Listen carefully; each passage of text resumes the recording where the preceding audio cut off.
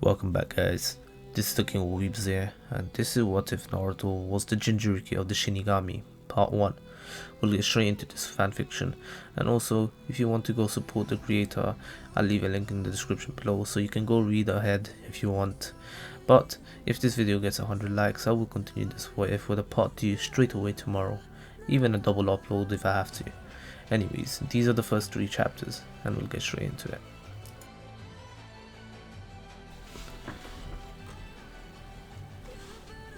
Naruto sat in his room, glaring out the window into the training field out back of his family's house. The curtains were almost closed, and the lights were off.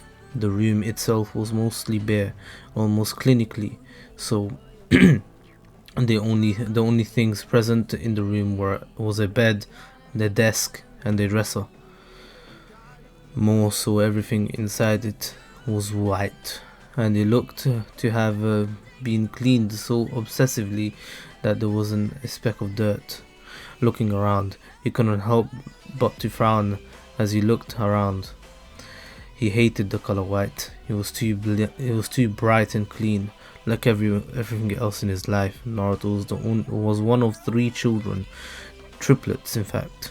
Turning back to the window, he once again looked out, watching as his sisters trained. Mito continually hit and kicked a training dummy.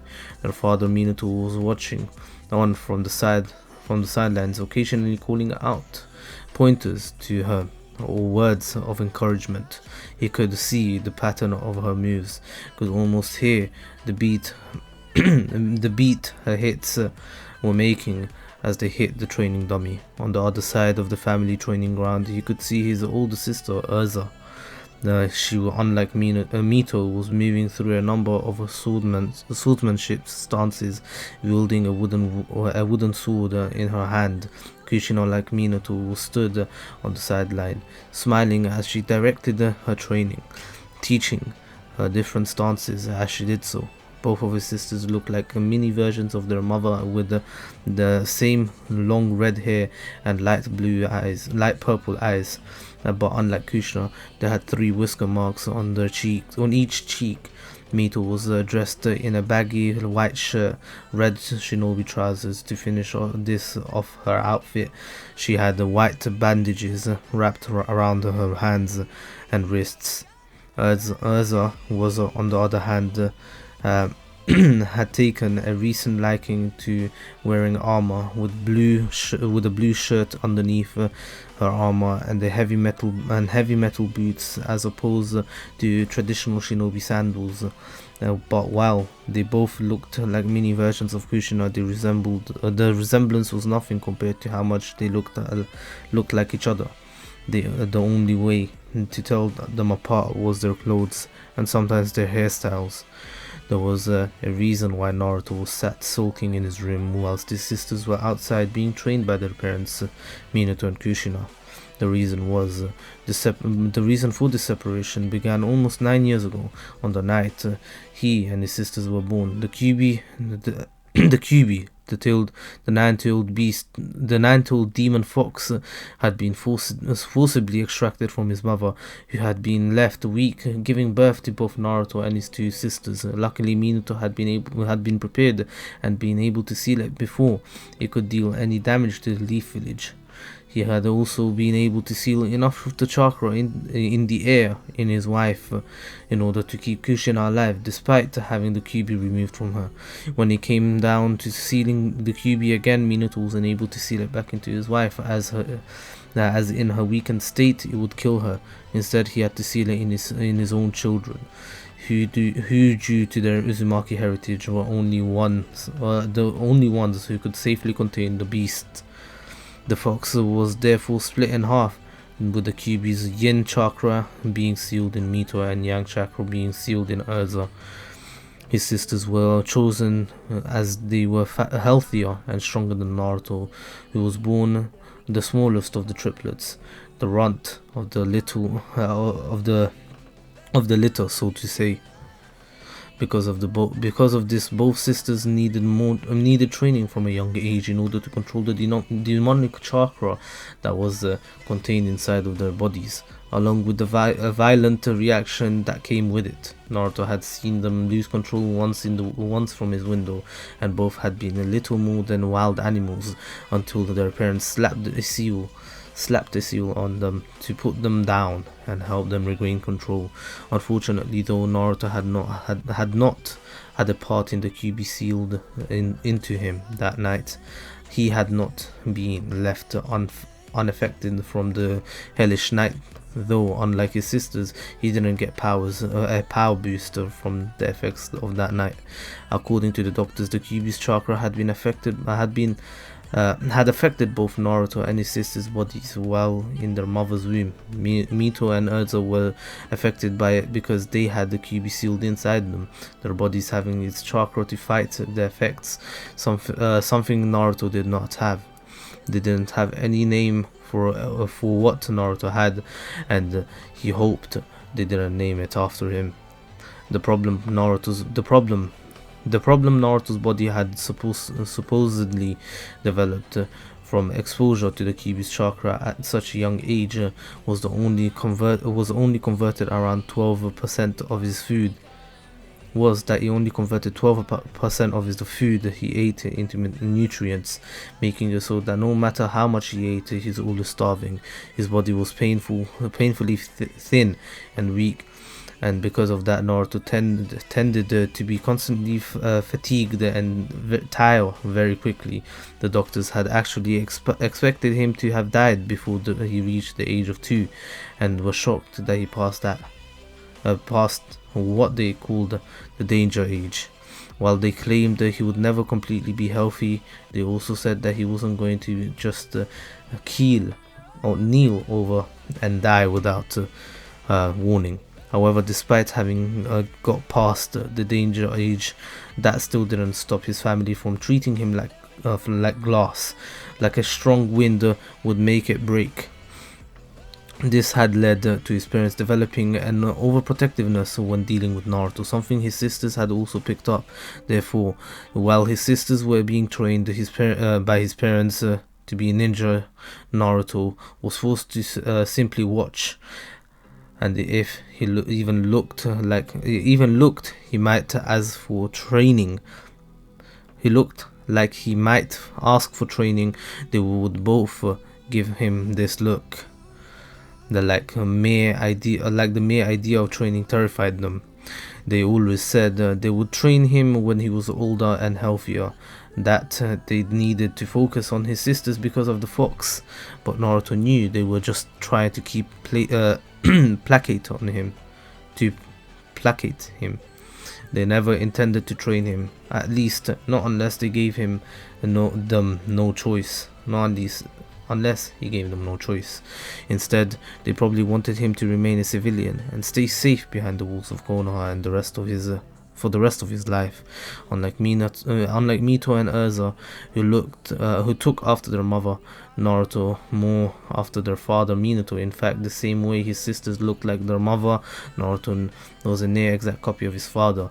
He had the same golden blonde hair and random spikes sticking up in every direction, and the same blue eyes. At least he would have been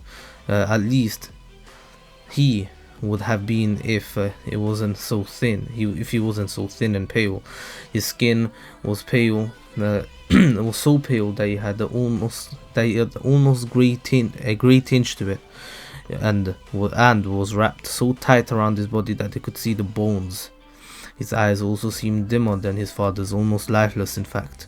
Like his sisters, Naruto had 3 whiskers like birthmarks on his cheeks, though said cheeks were sunken in. There were also dark rings around his eyes, making it look like he constantly had a pair of black eyes. Despite the fact that his room was white, Naruto's clothes were quite dark, making his skinny, unhealthy figure stand out even more. And He wore a pair of black shinobi trousers, a grey t-shirt that, despite being so small, was still baggy on Naruto's body, and over the top he had a thick black hoodie with the hood pulled up to cover his hair. This was mostly so that his skin was covered, leaving only the face and hands uncovered, as no matter where he went, he always felt cold. With a small grunt, Naruto turned away from the window and closed his curtains fully, and plunging into the room into the complete darkness. Yet, despite this, Naruto could still see perfectly, as if the room was full of light. Naruto also always hated the bright light. It hurt his eyes and burned his skin. He much preferred it dark, when he could even see if other people couldn't. Where he could even see where other people couldn't. Moving to his bed, Naruto quickly got onto his knees and reached under the bed, pulling out a scroll. A moment later, with a sigh, it was a scroll he had taken from his father's library, a very important scroll, even if the information it held wasn't considered hard to find. The scroll contained the method to unlock the person's chakra system, giving them access to the energy running through their body. If the family knew he had this, they would have undoubtedly taken it from him. His father thought he was too weak to try and unlock his chakra, and didn't want Naruto to even try, for the fear of him getting hurt. His mother would be more than happy to never even let him leave the house again, and if she had her way, Naruto would be forced to walk around in a bubble. Mito and Urza were no better than their parents, and despite them being the same age, treated Naruto more like a little brother. Naruto had been studying the scroll for the last week, making sure he understood everything. He didn't dare try to unlock his chakra in the house while his family was around, though his mother around. Because his mother was a sensory type ninja, after all, and she would be able to feel him unlock it if she was nearby. That was why he had been waiting for today, or more precisely tonight, to finally go through it. Tonight, his parents would be out of the house, leaving only his sisters for Naruto to get past. While Mito was starting to show signs of being a sensory type like their mother, she was inexperienced and wouldn't be able to tell if he wasn't in the house. She would, however, feel it if he unlocked his chakra, which meant he would need to get out of the house without them knowing. Naruto found his right hand moving to his pocket absently, palming the kunai inside that he had stolen from his sister Urza's room. He would unlock his chakra and finally prove to his family that he wasn't weak at all. He wasn't as weak as they all believed, and that he could actually be a ninja just like them.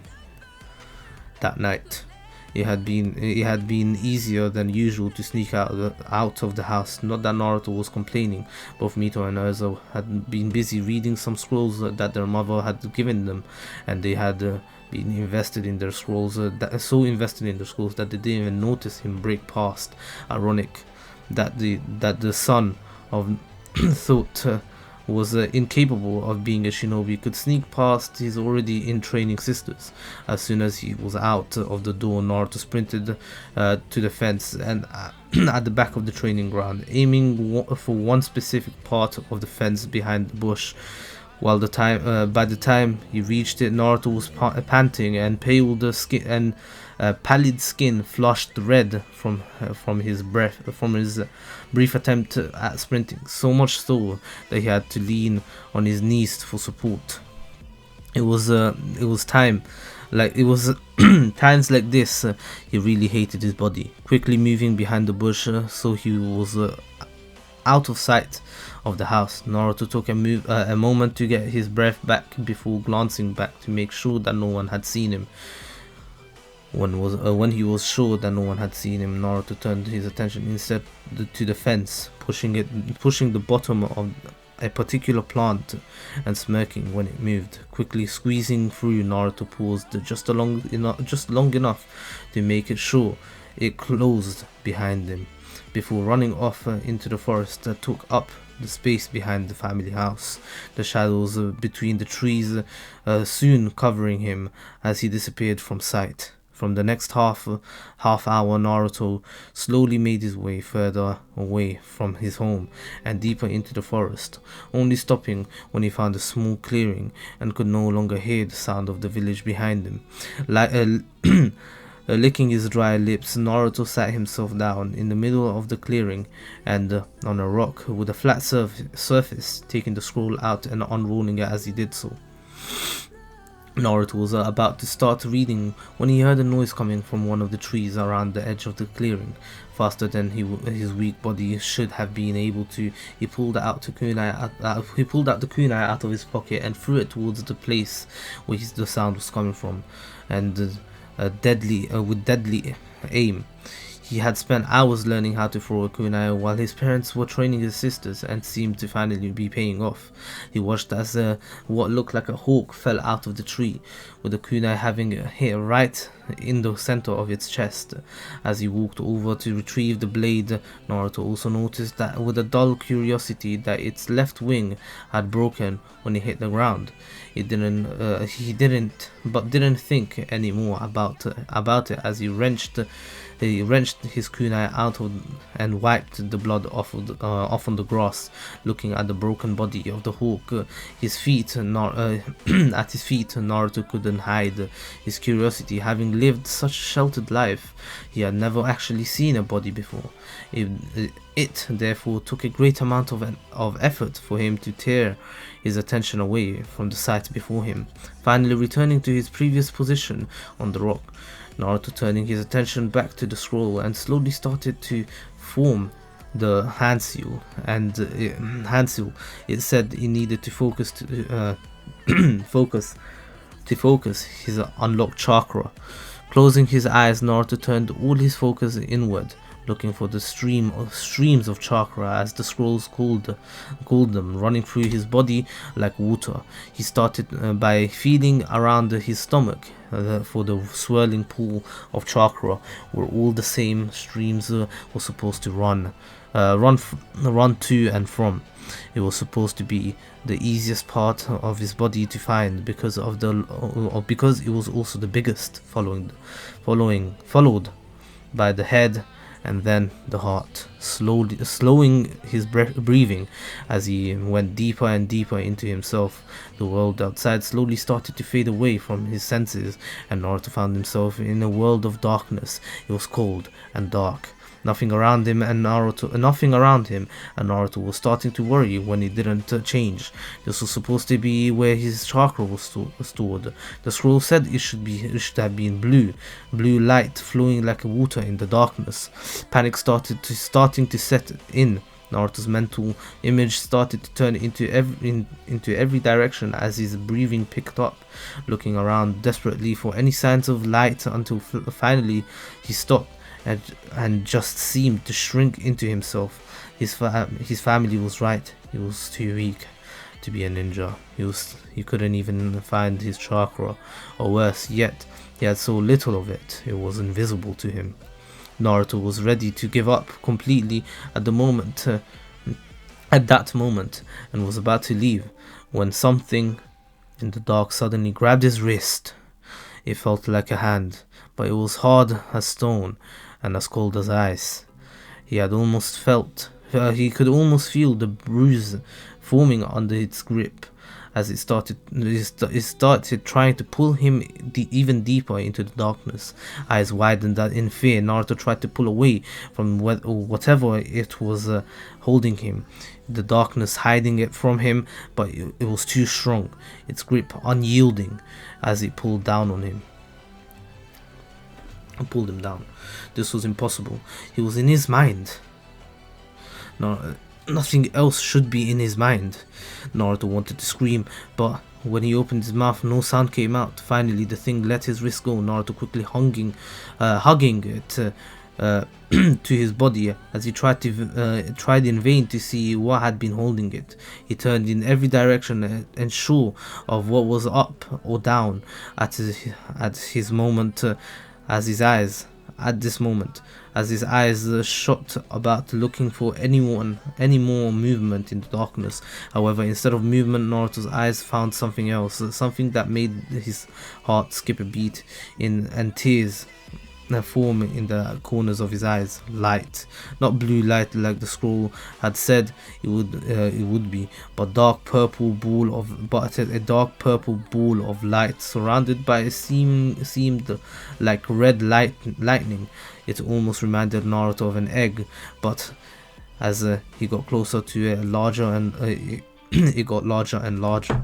By the time he was only a few feet from it, the egg also looked like the size of the Hokage Tower. As slowly he reached his hand towards the crackling red outline, Naruto noticed that his hand and arm were bleached of color, like they were negative of a picture. Also, although all thoughts of whether it had been that brought him here were gone from Naruto's mind, all his focus was on the light of his hand slowly inched towards it.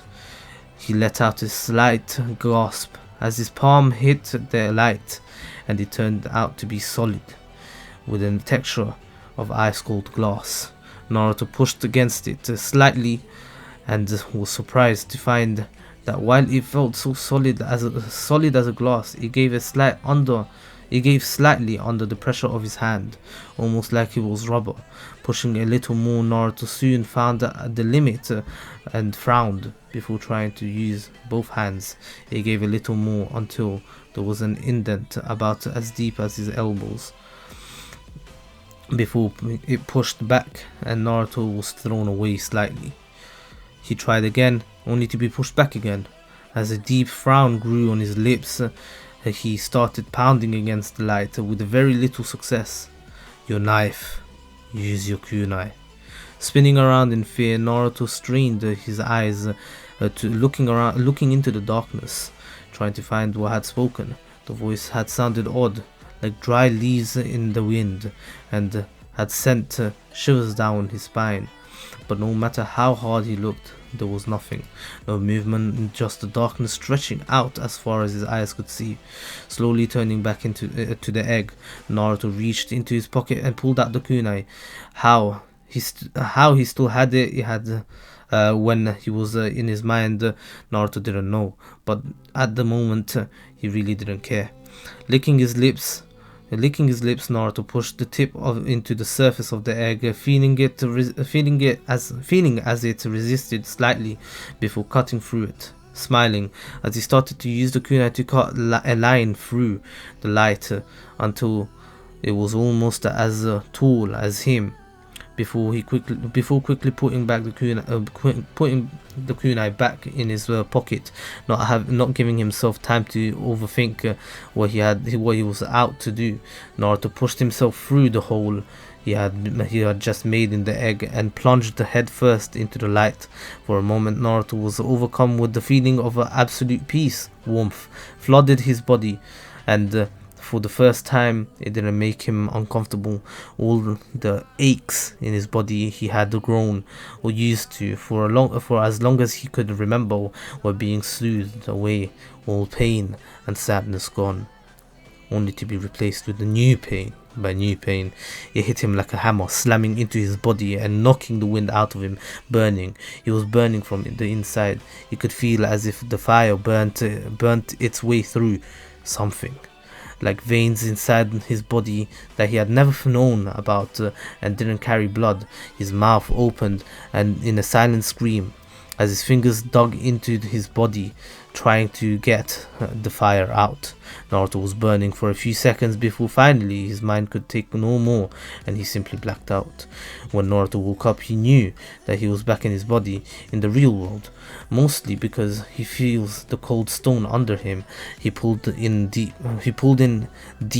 wheezing breaths as he used his hands to push himself up into a sitting position. His body ached more than he could ever remember it doing, and although the fire was no longer raging through him, he could still feel something moving around in its place. When he finally opened his eyes, the world was spinning, or maybe it was just his head. He couldn't think very clearly, yet the memory of the pain running through his now numb body was clouding his thoughts. Yet at the same time, he was aware of everything around him, and the sweat dripping off his skin and hitting the rock underneath him, the wind pushing its way through the trees and the leaves and their leaves whistling as it passed his ears. He could feel everything in the forest around him. He could feel the birds in the trees, the deer moving as a group, not 100 meters from him where he was. Naruto could feel every insect in the grass under the ground.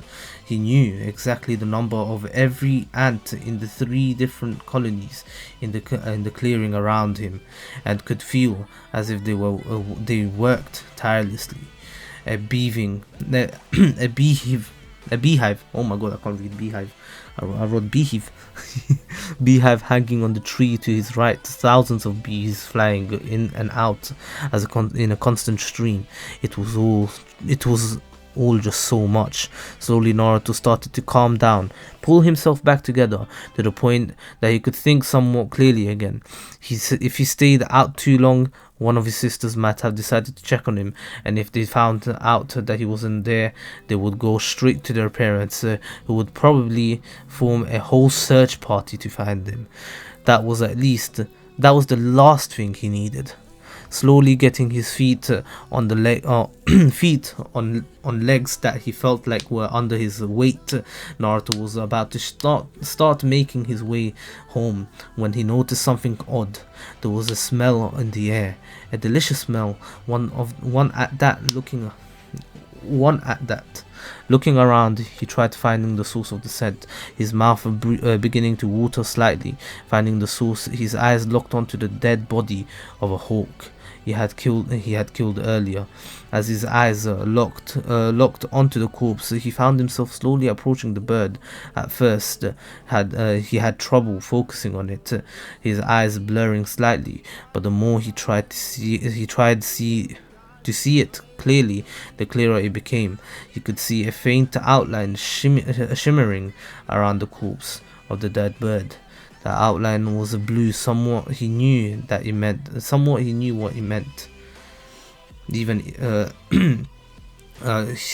knew it meant he was dead. Even as he watched an orb of light beginning to force itself out of the body of the hawk, the orb of light slowly beginning to hover above the corpse. Unknown to Naruto was the fact that his eyes were adjusting to the point that they could see the life in things. His irises had turned into a crimson red color, and his scarlet and his sclera had turned a dark black color. When added to his usually thin and pale appearance, it gave him a distinct unnerving look. For about a minute, Naruto had just stared at the ball, transfixed by the pale light it gave off. Even as it shined in his eyes, unaware of the changes that he had begun to undertake, or even that he had been slowly walking towards it. Then Naruto was suddenly struck with a craving, his mouth dry as he licked his lips. He didn't know what this thing was, if it was dangerous or some kind of jutsu he had never heard of, but there was one thing that he did know. The pale egg made out of light was the most delicious thing he had ever seen, and he wanted nothing more than to eat it whole. Slowly reaching out towards it, Naruto wrapped his hands around the orb and pulled it towards him. As he brought it closer to him, he began to giggle in delirious happiness, bringing it up Naruto opened his mouth as wide as he could, not realizing his mouth had opened to twice what should have been possible, and shoved the egg in. For a moment Naruto feared he was going to choke as he tried to swallow the orb of light. The orb, however, seemed to get stuck in his throat, but then it felt like it was moving when it passed his wide windpipe. The young blonde took in a deep breath. Then he felt it. The moment the orb hit his stomach, Naruto felt the chakra increase ever so slightly, a cold sensation spreading through his body as it seemed to dissipate inside him and add to his reserves. He felt as if a new pathway as the new pathways he had just opened pulsed, and couldn't help the pleased sigh that escaped his throat. This was the first time in his life Naruto's body didn't hurt. He had done it. He had unlocked his chakra. Now, his family would finally see that he wasn't weak, and that they would have to train him just like his sisters. He could be a ninja, just like his father, and protect the village. Licking his lips, Naruto opened his eyes, revealed that they had returned to normal, turning into the direction of his home, and started walking towards it slight skip in his step as he headed home. By the time he had gotten home, the adrenaline rush from activating his chakra had worn off, and the moment he reached his bed, Naruto collapsed onto it and fell asleep, and was asleep within moments of his head hitting the pillow.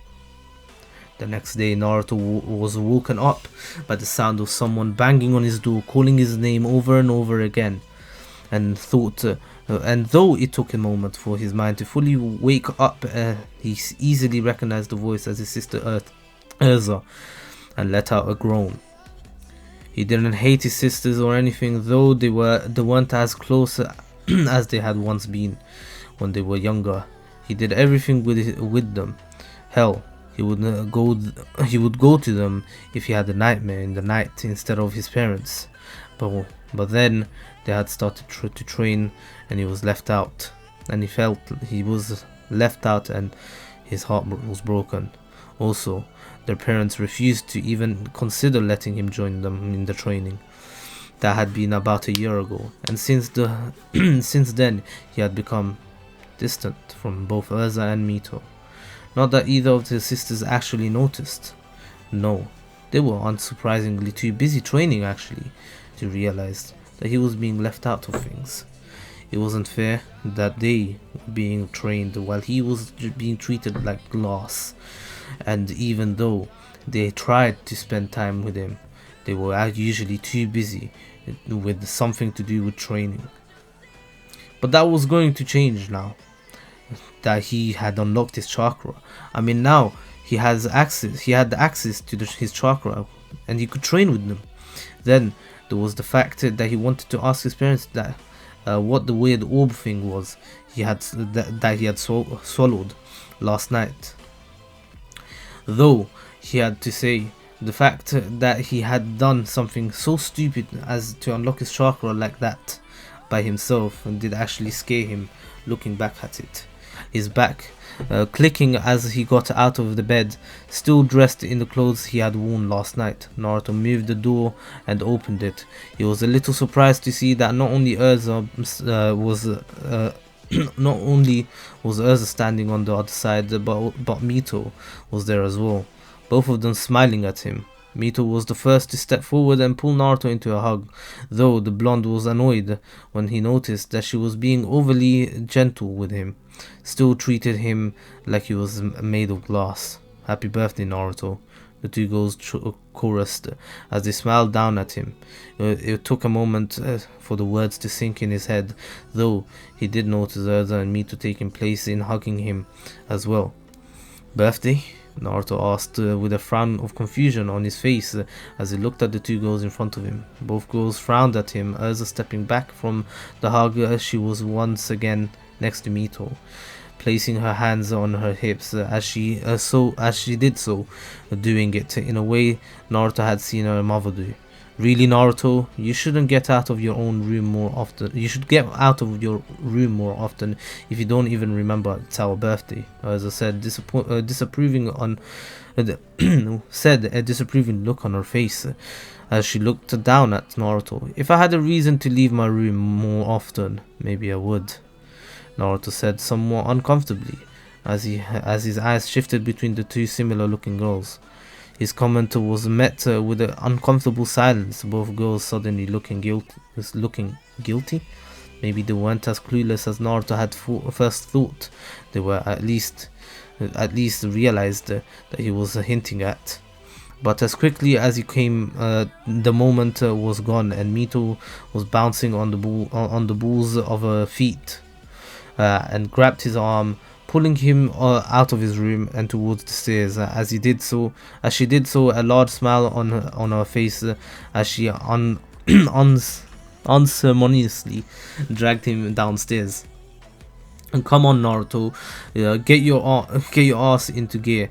Mom and Dad are waiting for us downstairs. Don't forget, we still have to get everything ready for our party. Everyone's coming, Mito said excitedly as she continued to pull Naruto after her. Urza running after them with a look of disapproval once again on her face as she saw how giddily Mito was acting. Naruto's face darkened slightly at the mentioning of the party. Not that either of his sisters seemed to notice, as he whispered under his breath, "You mean your party?" Naruto said bitterly. So throughout the day, Naruto had tried to talk to either his mother or his father, with little success. At least beyond them saying happy birthday when they weren't telling him to eat weren't telling him to eat to help keep his strength up. They were moving around the house, setting up for when the clan heads and their children arrived for the party. Since they were young, the clan heirs and the Namikaze triplets had been forced to interact with each other, their parents trying to ensure that they would all get along when they were older and running the village themselves. Naruto was sure the fact that at least all of the main clan heirs had children. Oh, the main clan heads had children. The same age was not a coincidence.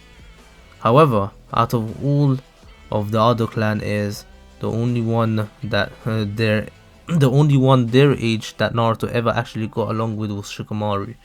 And even then, they only ever really played shogi together. And even then, they did not play it that much. Shikamaru was currently winning their little competition at 24 wins and Naruto at 17.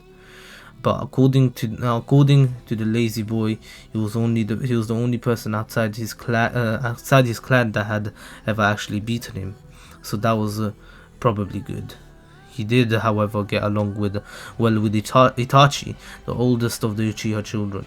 While they didn't speak often, the few times they did, Naruto enjoyed his company, and the older teen was probably the only person that didn't treat him like he was completely made out of glass. His brother Sasuke, on the other hand, was a whiny little mommy's boy that followed his brother around like a shadow. Unfortunately, they were too busy socializing, and unfortunately, he was also one of Urza and Mito's friends, so he was around more often than not. Naruto was still trying to talk to either both or even one of his parents when the party started, and it was all but hopeless. Then because they were too busy talking and socializing with the other adults, Naruto just found a quiet corner of the room to sit and watch as his family moved around the room, laughing and talking to everyone. No one seemed to even notice him, other than Shikamaru sending him a nod with his usual bored expression on his face, though he thought he was his sister sending him a nod.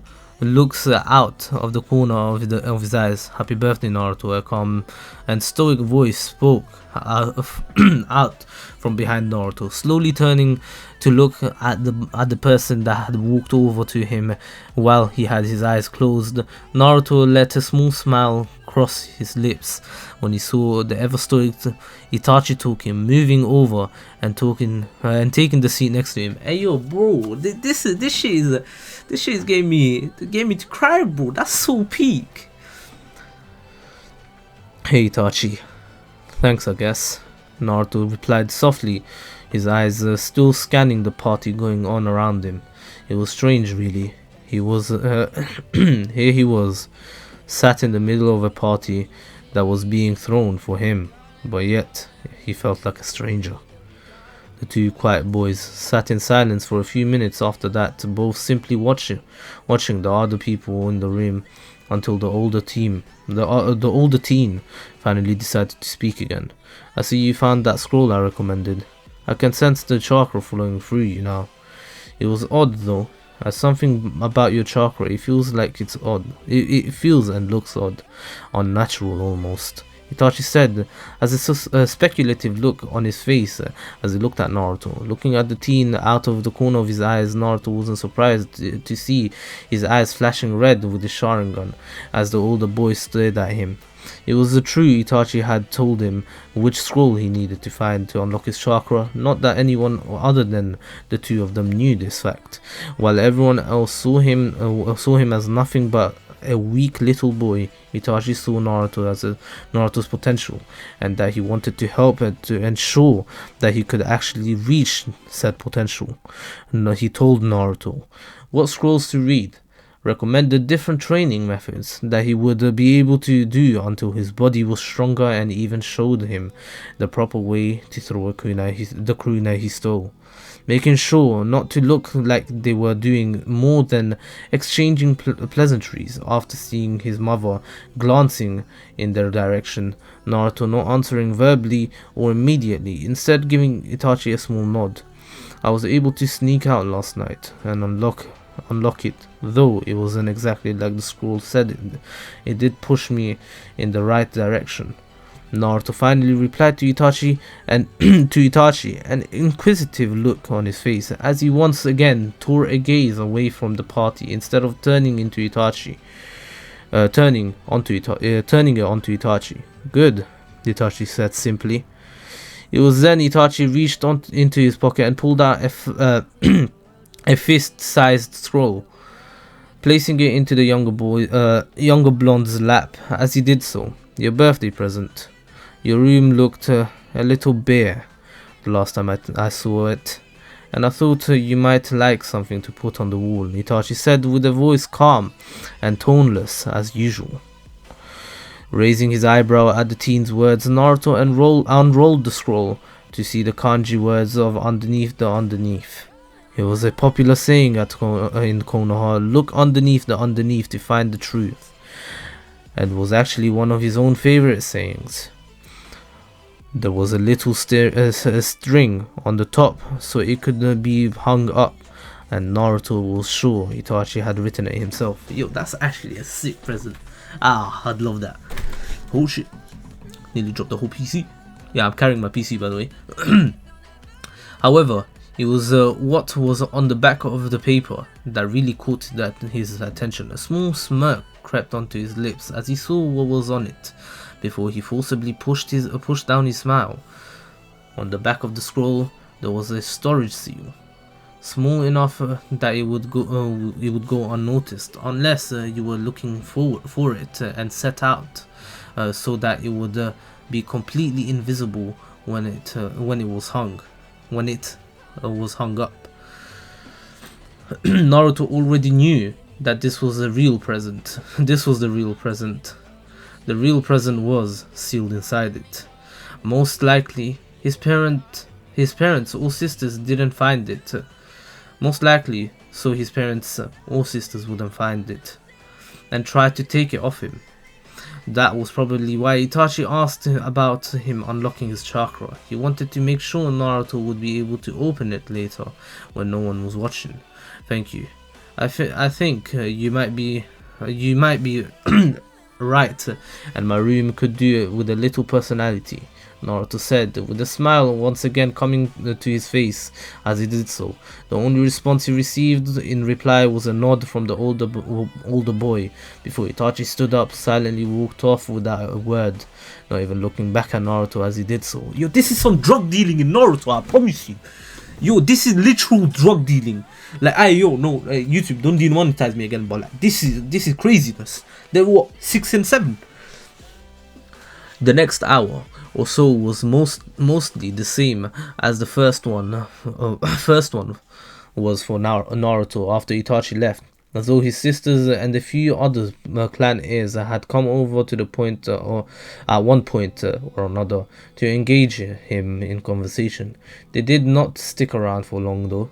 Naruto was not really that surprised. He did after all know that he made the others uncomfortable. They didn't know how to act around him, and were often worried about offending his sisters or even his parents by saying the wrong thing. His usual sickly appearance had that effect on a lot of people, both kids of his own age and the adults. He was the son of two powerful ninja, one of which was the Hokage himself. And with him being so weak and looking so sickly, it just didn't fit in his idea of what a son of Minato Namikaze and Kushina Uzumaki should look like. Even his godfather Jiraiya acted weird around him. If not outside, tried to ignore him. To prevent the pervert would spend most of the time during his visits either talking to his father and sisters, or perving on his mother, only to get his ass kicked. Even now, Naruto saw the man's face was swollen after probably getting a beating either from his mother or some other woman who had no doubt punched him for making a comment about their bodies. It did not seem to affect him, as he was still smiling and talking to the people as if nothing was wrong, even as he started turning purple from the bruises that that formed. Naruto was about ready to head up when the sound of the glass ringing reached his ears, and he turned to see his dad in the middle of the room. His mom stood next to him with a large smile, and everyone turned back at them. "Attention everyone, I have an announcement. Urza, Mito, could you come here for a moment?" Minato said with a large smile on his voice as he gestured for his daughters to join him. Naruto watched with narrowed eyes as his sisters moved to stand in front of their dad, getting up from their seats and moving closer as he could see as the crowd started to block his view. He went mostly unnoticed though, even though he watched his dad kneel down in front of his sisters, while their mother continued to look with a proud expression on her face. And when he saw it, Naruto felt a hollow feeling begin to form in his stomach. Now, after talking with your mom and seeing how much work you have been putting in your training, we both agreed you are ready. So first thing tomorrow, I am going to start teaching you both the Rasengan. Happy birthday, girls, Minato said with a happy expression on his face as he saw the joy on his daughter's face. The room soon burst into cheers as Mito and Urza both started grinning as they ran over and hugged Minato. Kushina soon bending down and turning it into a group hug. Naruto felt the hollow in his stomach get worse, the feeling spreading in his heart, beginning to beat faster and faster, the room beginning to spin around him as it did so. He saw Itachi watching him while leaning against the wall, as he felt with his usual blank expression. As he did with his usual blank expression, his eyes flashing red for a moment, as if waiting to see what Naruto was going to do. When the room finally did stop spinning, Naruto could only feel numbness for a moment, the feeling spreading throughout his whole body momentarily. only for it to rapidly be replaced with cold rage. Naruto went to step forward, only for someone to grab his arm and hold him in place. He wasn't overly surprised to see that it was Shikamaru. The usually lazy boy was giving him a worried look while his hand gripped his arm with an iron grip, shaking his head slightly as his eyes moved from Naruto to his family as they pulled away from the hug. It's not going to change anything, Naruto, just let it go, Shikamaru said with his tone serious as he continued to hold Naruto back. For a moment, Naruto thought about listening to his friend's words. The rational part of his mind telling him Shikamaru was right, that kicking off right now in the middle of the party would not change a thing. But the other part of his mind was the part that was consumed in his anger and was louder. Jerking his arm from Shikamaru's grip, Naruto turned his glare on the boy and snarled slightly. However, what he didn't know was that as he glared, his sclera started to bleed to black, and his irises started to blaze deadly crimson red. The young Naruto's eyes widened in shock, and he backed away in slight fear. But in the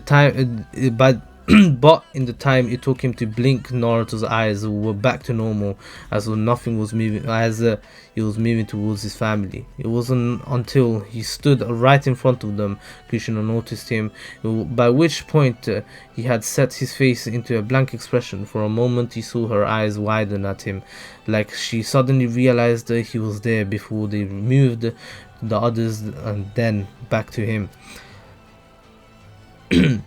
He saw the flash of guilt in her eyes, but it was only there for a moment before they seemed to harden their resolve. Naruto, dear, Kushina began, with her voice quiet as she reached her hand out to him. Naruto, however, didn't give her a chance to make an excuse. Are you going to lie to me again and claim the Rasengan is a part of their training to help them control the fox's chakra? Naruto asked, his voice harsh, though not overly loud, as he was aware that he did not want to draw too much attention to what was happening. His words, though, despite being spoken quietly, did manage to get around the room. Those who were standing closest in the room turning so they could watch the ongoing drama. Not that it really bothered Naruto, though, as he could see it was making both his mother and now his father uncomfortable, quite uncomfortably. Okay, Naruto, please, we can talk about this later, Kushina said, with her voice still quiet as she looked around her nervously. No, Naruto said, voice rising slightly as he did so. Now everyone's attention was on him, including the wide-eyed sisters. You always say we'll talk later, or you need to focus on Urza and Mito's training because of their bloody fox. I've had enough of your lies. I've had enough. Just tell me the truth.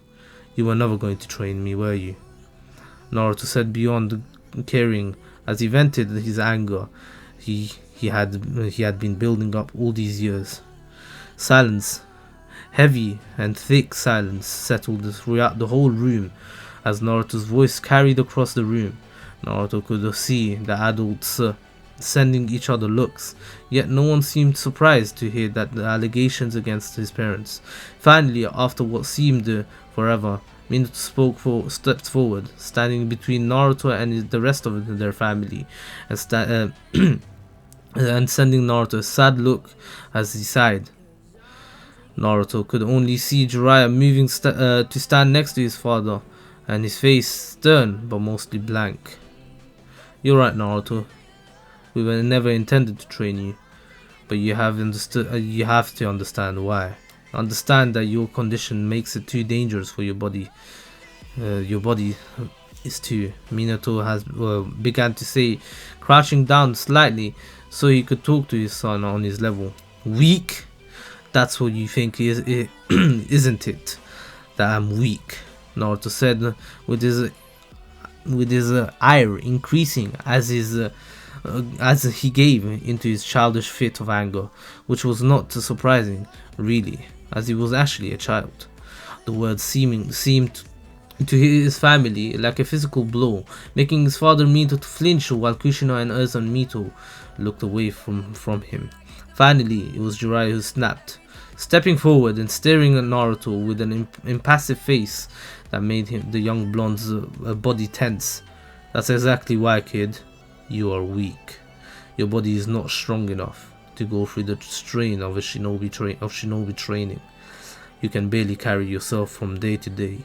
It's time you saw the truth, Naruto. You will never be a ninja. Jiraiya said, tired of all beating around the bush. It was time for someone. It was time someone told the boy the truth. It was the best thing for everyone involved. Naruto had started taking steps back the more Jiraiya spoke, his words ringing in his head over and over again. The tears he had been holding for so long finally started to escape his eyes and stream down his face as people backed away from him.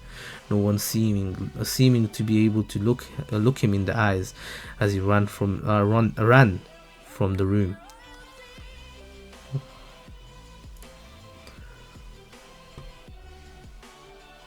Last time, weak. That's what you think it is. I'm weak. Naruto said with his ire increasing. I'm joking. I'm not gonna read that again. Anyway, with Kushina. For a moment, Kushina could do nothing but stand frozen as her precious son Naruto ran out of the room. As she watched him leave, tears trailing down his face. She didn't know what she was supposed to do.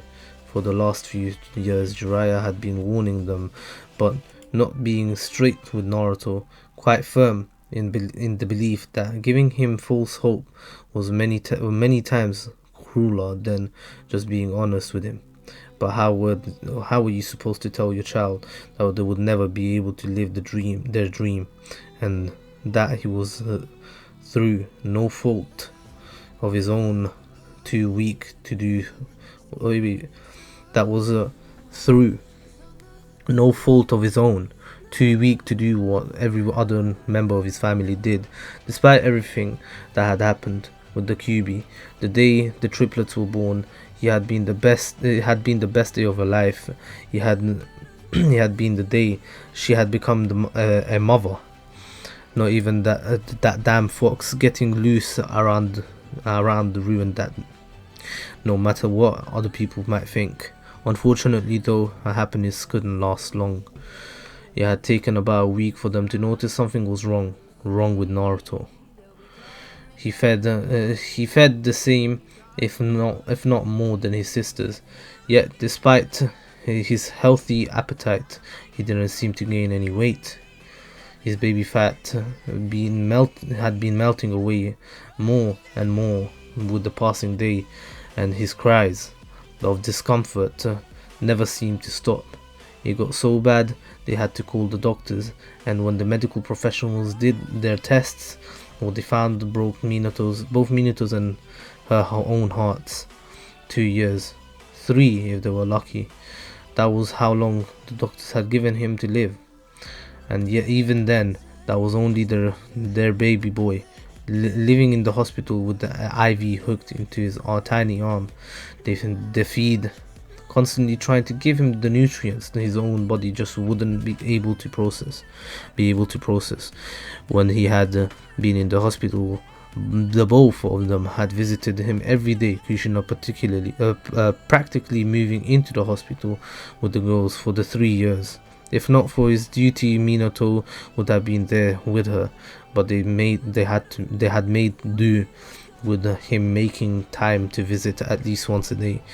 Kushina had watched every day as her baby seemed to wither away more and more, getting thinner and weaker every day that passed. He had been so small lying in the hospital bed. He had been fragile like glass. Years, those first few years had definitely been hard. Then they came that the doctors told her, despite all the odds, Naruto had lived past the doctors past what the doctors had called his danger age. The worst was behind them, and even though he would never be completely healthy, he could actually take him home. They could actually take him home for the first time in years. That should have been the start of something better. They were a real family again. But Mito and Erza needed training to help prepare them for dealing with the fox. Erza had shown straight away that she had the Uzumaki bloodline.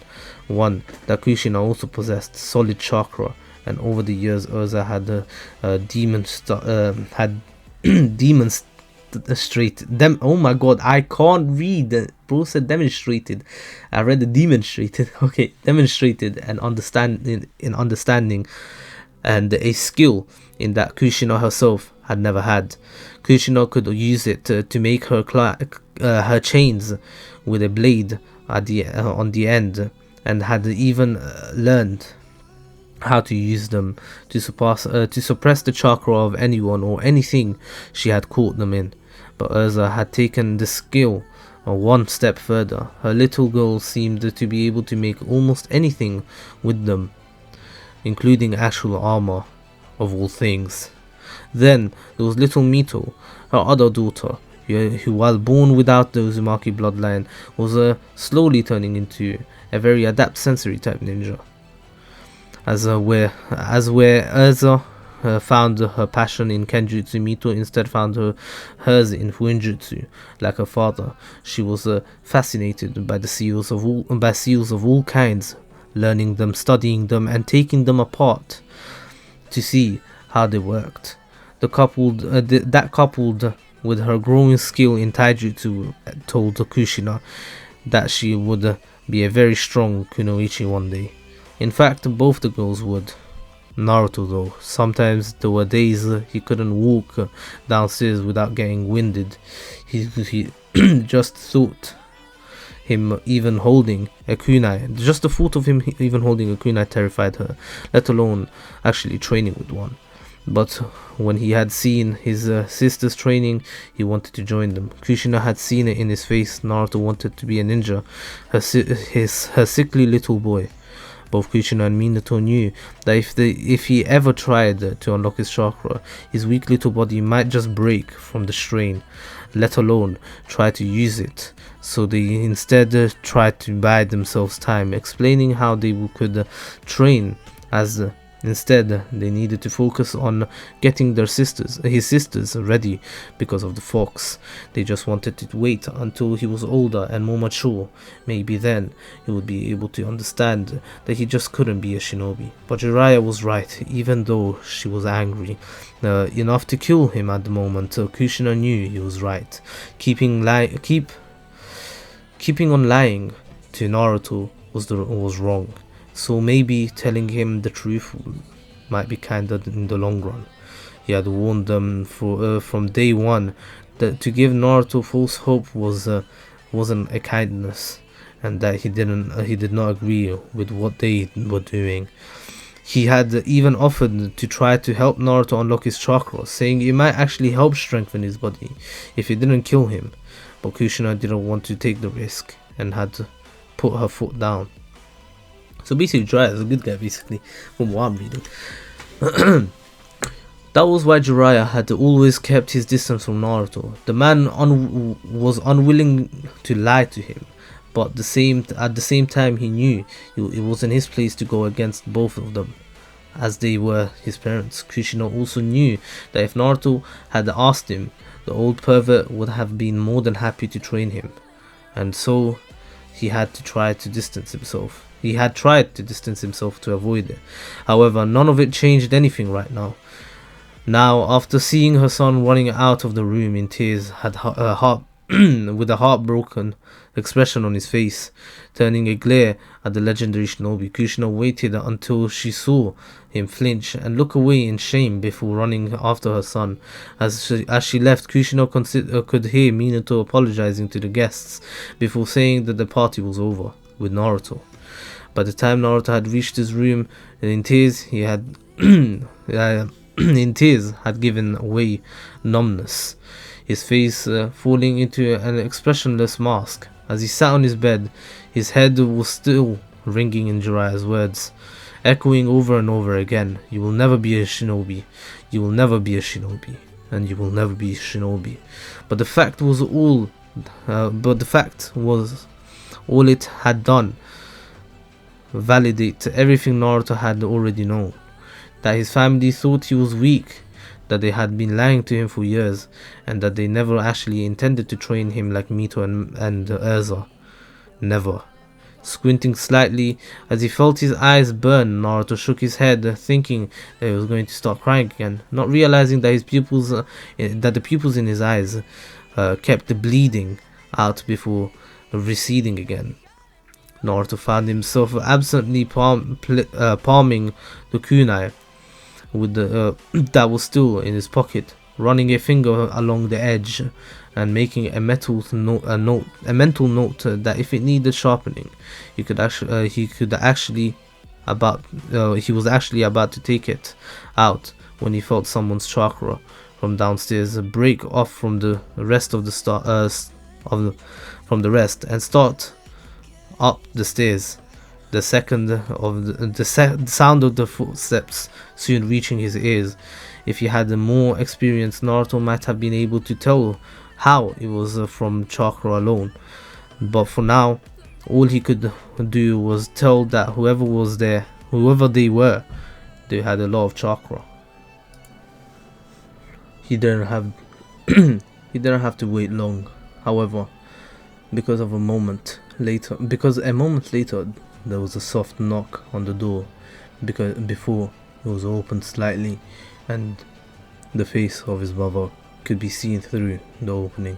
Naruto hadn't turned the light on when he entered, making the light of the hallway cut through the darkness of his room, only to end at his feet and leave the rest of his body in shadows.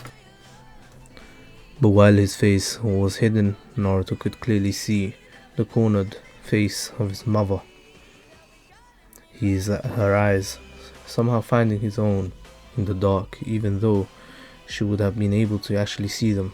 She made no move for the moment to enter his room, standing in the doorway, trying to squint her hand reached for the light switch, only to let out a sigh when she did nothing. When she did and nothing happened, Naruto having removed the light bulb several days ago.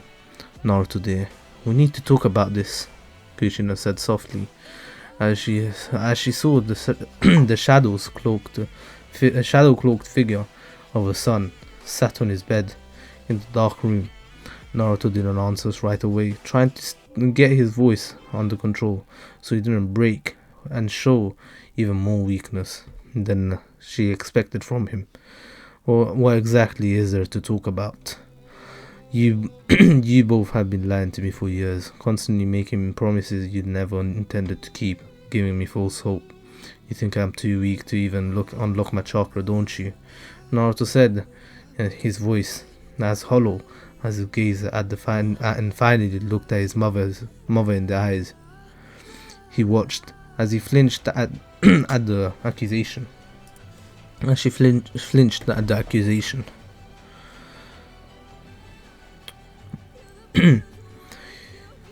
As if they were physical blows. Tears gathered in her eyes. But at this moment in time, Naruto just couldn't bring himself to care as much as he loved his family. That they had lied to him, and that had truly hurt him. Seeming to give up on the light, Kushina walked into the room and sat on the bed next to him, and thought she still couldn't see more. And though she still couldn't see more than the outline of Naruto, Naruto could see her perfectly in the darkness. He could see her just as clearly as if it was day. Naruto, we should have been straight with you. When you first asked us about for training, both your father and I knew that from the start that we shouldn't have promised you to train. I am sorry. We never should have lied to you. But we just couldn't. We thought that if we waited for you to get older, it would be easier to explain things to then. Kushina said quietly. As she sat next to her son, she made to rest her hand on his shoulder in comfort, but pulled back when he flinched away from her touch, as if it was poison. Pulling her hand back, a crushed look on her face, she instead lays her hand on her lap and looked down. You have to understand, Naruto. With your condition, it was too dangerous for you to train. I spent hours talking about this with your father, and even a few medic ninjas. We even considered training you in Genjutsu at first. Simply unlocking your chakra could kill you. Your body just is not strong enough for the added strain. Naruto did understand, although and though hearing the unlocking of his chakra could have killed him, all her words did was make him angry. After he hadn't he unlocked his chakra the day before? Sure, it had been painful at first, but nothing that he couldn't handle. Cleaning his hands off of his knees, and and his eyes started to burn again, Naruto somehow managed to ground out his words without resorting to shouting. But you never even tried. Never. How do you know that it would kill me? Maybe it would help me with my condition. Did you ever even consider that? Naruto said in anger as he glared at his mother, finally giving into his anger. Another flinch followed by a deep sigh. We did, and everyone we talked to agreed that if unlocking your chakra didn't kill you, it might help your condition. But it was a risk. It wasn't a risk we were willing to take. Not even if it could not when it could cost you your life. Kushina said, in her pained voice, as she tried to explain such a difficult topic to her 10-year-old son. Why is it your decision to make? If it's my life, it should be up to me, not to anyone else. If you just had believed in me, I wouldn't have had to. Naruto began with the anger not leaving him. If anything, it grew in him like a ball of molten rock. No! This time, it was Naruto's turn to flinch. The hard expression suddenly appeared in his mother's face, stopping the words in his throat. Naruto, no matter what you think of us at the moment, your father and I have every right to make that decision. It's just a choice between your life and your ability to use chakra. There is not, and there will never be a choice. You might not understand it right now, but we could never risk losing you. Not again. This time, when Kushina reached out for reached out to him, Naruto didn't move away and was quickly pulled into a firm hug, while she stroked the back of his head soothingly. They stayed like this for several minutes, neither of them saying anything, as Naruto allowed himself to take the comfort in the familiar embrace. When they finally did separate again, Naruto saw his mother in tears, with tears in her eyes. But that she also had a small smile on her lips. It's getting late. A lot of things have happened today. I'll let you get some rest, and for the rest, and your birthday present will be downstairs tomorrow when you wake up.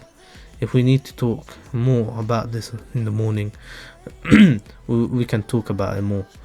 But we will not change our mind on this. Not on Naruto. Unlocking your chakra is not worth risking your life. Naruto stayed silent as Kushina slowly stood up and left, closing the door behind her. He listened as she stood outside his door for a moment, but letting out a sigh that was muffled by the door, and walking back downstairs. Letting out a sigh of his own, Naruto laid on his bed, still cloth in one arm over his eyes, as he finally let sleep take him. The next morning, Naruto was tell his family that he had unlocked his chakra, and while he knew that they would be angry with him, he knew it would all be okay in the end. He had proven he wasn't as weak as they thought he was, and now they would now have no choice but to train him along Mito and Urza. Unfortunately, while they were all downstairs eating dinner, both his mother and father were called for an emergency council meeting and had to leave before he had the chance to tell them. They had left Kushina, promising them they would talk after the meeting was over, but Naruto knew from experience that these meetings could take hours. Mito had quickly taken over the table after breakfast to work on her seals, writing on the same ones over and over again until she got it perfectly before trying to do it faster. Urza had relocated herself to the training room to practice her kenjutsu, muttering to herself, needing to work on her spear wielding skills. With nothing else to do, Naruto had decided to look through his parents' presents. He had gotten last night, but had left before opening it because he was too upset with the whole situation. Shikamaru had given him several chess sets, each styled to look like ninja from each of the 5 great villages. Choji had his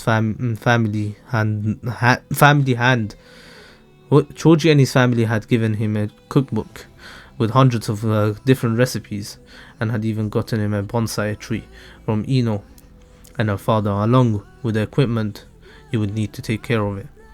There were several other presents from different clans along the same lines, and all unsurprisingly avoiding anything to do with shinobi training, unlike what had been given to his sisters. He did end up with a decent amount of money, which was sure to be useful. It wasn't surprising that there was not a whole lot known about it, so it would no doubt be difficult to buy presents for him. When he had come to a small bundle wrapped in paper, with pictures of loads of toads on it, Naruto had to debate for several minutes, just throwing it away before putting it down and ignoring it. Then he came to the present from his family. Mito had given him a notebook. Filled with blank pages of high-grade paper, with Urza giving him a set of charcoal pencils for drawings. Somehow, he thought it might be a cooperative gift between the two of them. His parents had given him a framed picture of all of them together in a group, a perfect family, all of them smiling at the camera. He had Naruto standing in the middle, and with Urza on the right and Mito on the left, both of them hugging his arms to themselves, huddling his smaller frame between them. His mother and father were knelt behind them. Minato with his arm around his wife's waist, and Kushina giving a peace sign, a large grin on her face as she looked into the camera. Naruto remembered being taken a week before they had started training with his sisters. But back then, when they were one happy family, letting out a sigh.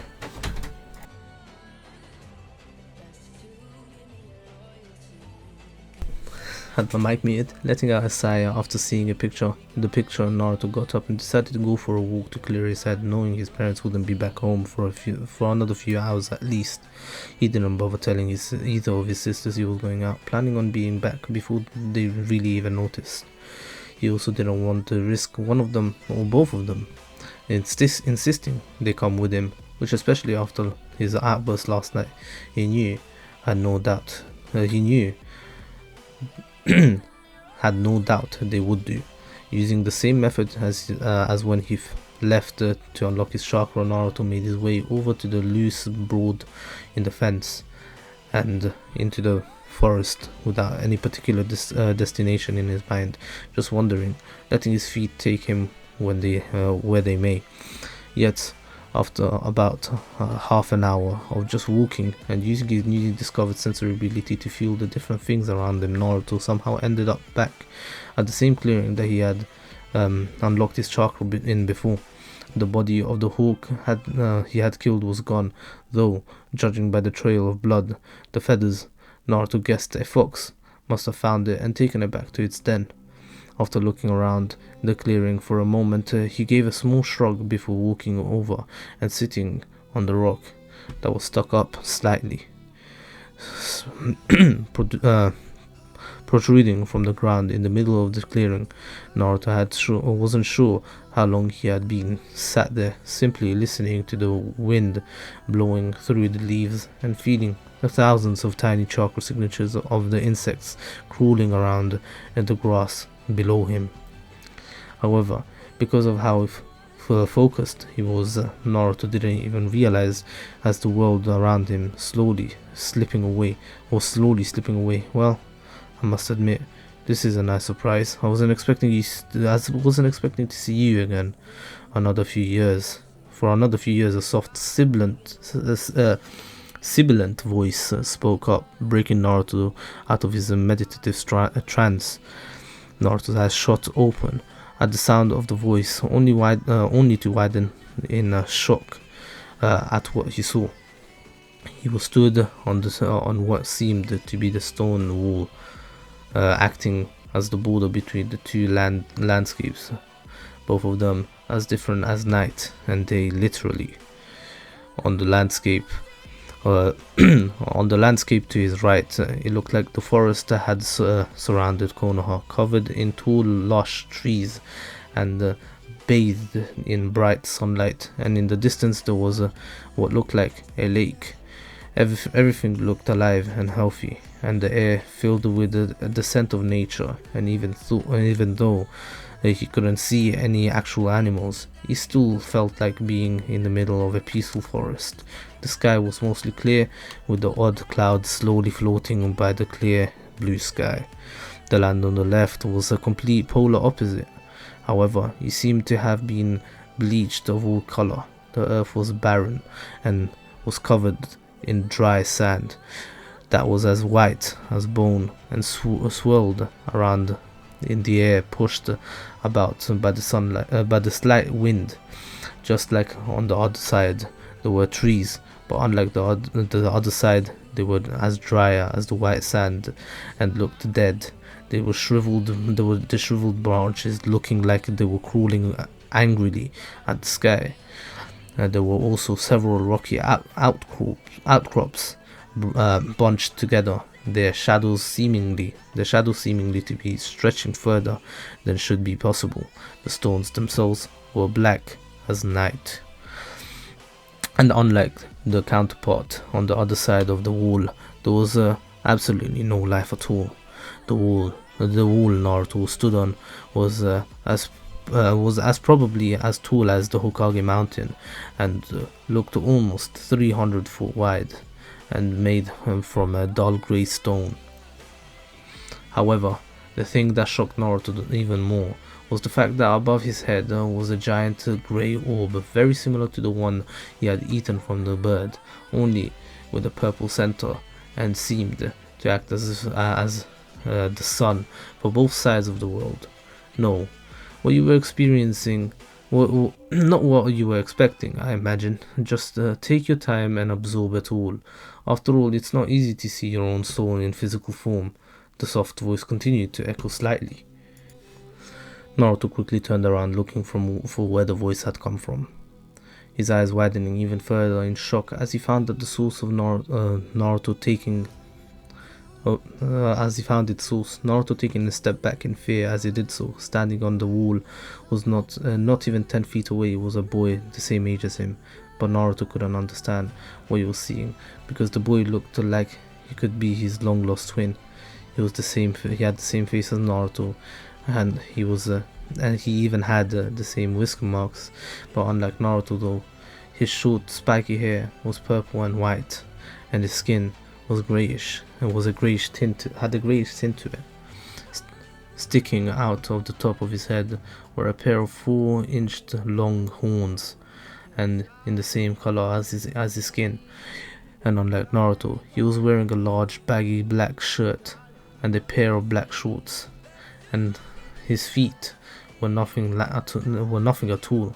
He was he also had a knife without a guard, the handle wrapped around in bandages, tucked in the belt of his waist, and stood before Naruto.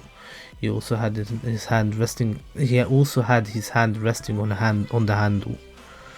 But the thing that really took Naruto back, though, were the eyes of the lookalike in front of him. Instead of the white sclera, were dark black, with dark veins spreading out onto the skin around his eyes and like spider webs.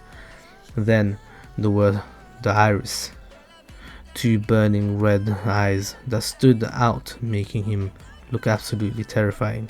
Naruto watched as his mouth opened, revealing his sharp, pearly white teeth and long, dark tongue. As he chuckled slightly at Naruto's reaction, "You're not going to piss yourself, are you? Because if you do, I am not cleaning it up," the voice said mockingly. The teasing tone was easy to hear, but that was more unnerving. But what was more unnerving was that he said it in Naruto's own voice, and that surprised it even enough to give Naruto a little of his courage back. It surprised Naruto enough to give a little bit of his courage back. Who the hell are you?" Naruto said in a slightly shaky voice as he stared at the boy in the boy opposite in surprise. The boy just gave another chuckle and moved over to stand next to Naruto before turning and looking over at the dark landscape, his hand still on the blade. "Relax, I'm not going to hurt you." "Not sure I can, to be honest. After all, we are technically brothers," the boy said, and not looking at Naruto as he continued to stare out at the dark landscape, frowning at the boy's words as he stared at his back, taking note that he had exactly the same slight build as Naruto himself had.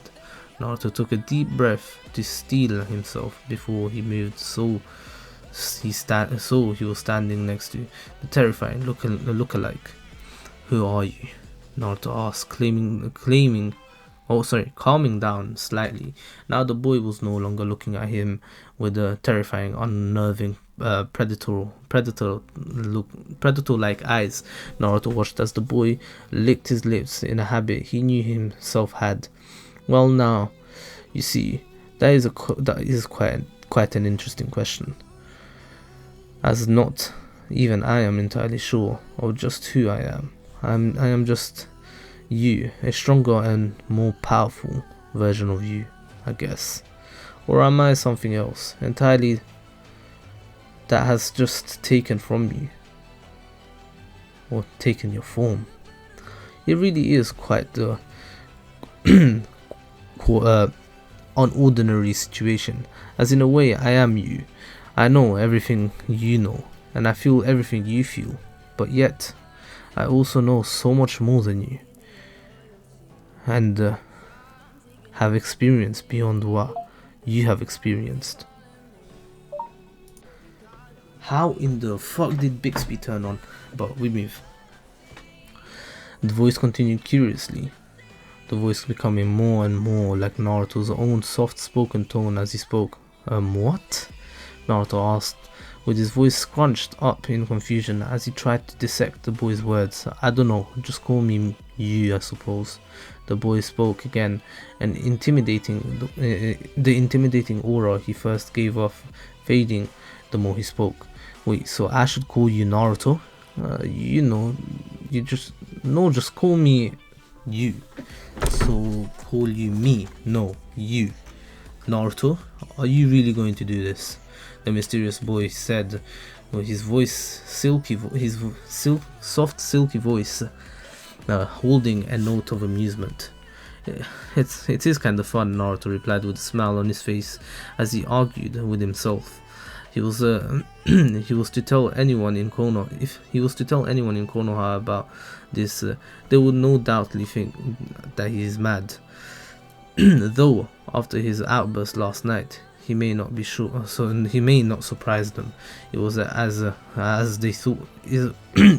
he thought that good mood came crashing down. Yeah, you know, yeah, you have been having a pretty shit time of it recently, haven't you? The voice said crudely. The statement made all the stranger by how calmly it was spoken. It was not really that surprising that the boy knew about Naruto's thought. He had said himself, after all. He knew everything Naruto knew, and yet so much more. So, where are we then? Naruto replied uncomfortably, the boy quickly changing the topic of the conversation. Not quite ready or willing to talk it all out yet. My dad walked in on me. Anyway.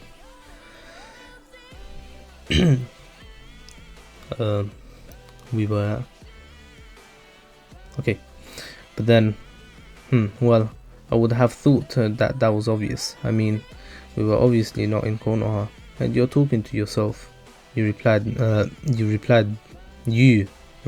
blandly, sorry, only to frown slightly as he saw the confusion still on Naruto's face, letting out a sigh as he decided to answer properly this time. We're in your mindscape, a physical representation of your mind and soul. But then, why are you here? Why are we here? As he heard this question, the smile finally slipped from now identified Yu's face, his lips slipping into a hard line as his eyes hardened slightly. Until 9 years ago, I didn't exist. What I was before that, even I don't know. What I do know though, is that I came into being on the same day you did, but unlike you, I was not born into the natural world. I was born in you. From what I have not been able to theorize, I owe you my existence to whatever your father Minato Namikaze did on the day of the Kyuubi, or that the Kyuubi attacked. I gained form at the same time the Kyuubi was sealed into your sisters, and the form I gained was yours. What I was before that I don't know, but from what little I do know, there was another being present on that night. Your father sealed the Kyuubi into your sisters. To defeat the beast, your father used the Death Reaper seal, the technique that was designed by the Uzumaki clan centuries ago. It was a seal that was supposed to summon the form of the Shinigami into being.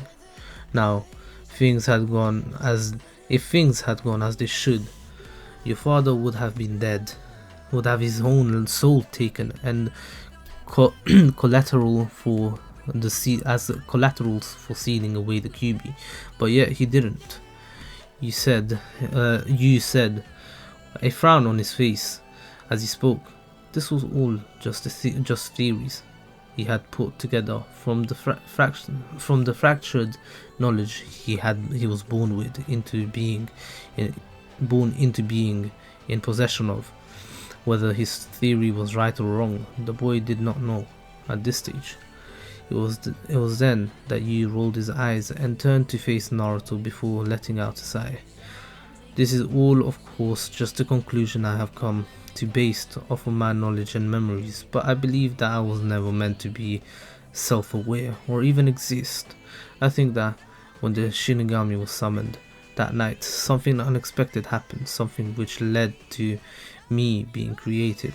I believe something was different about the seal used, and that somehow a fragment of death's power was split off from the source of its and instead of dispersing, he clung onto the closest available host, you.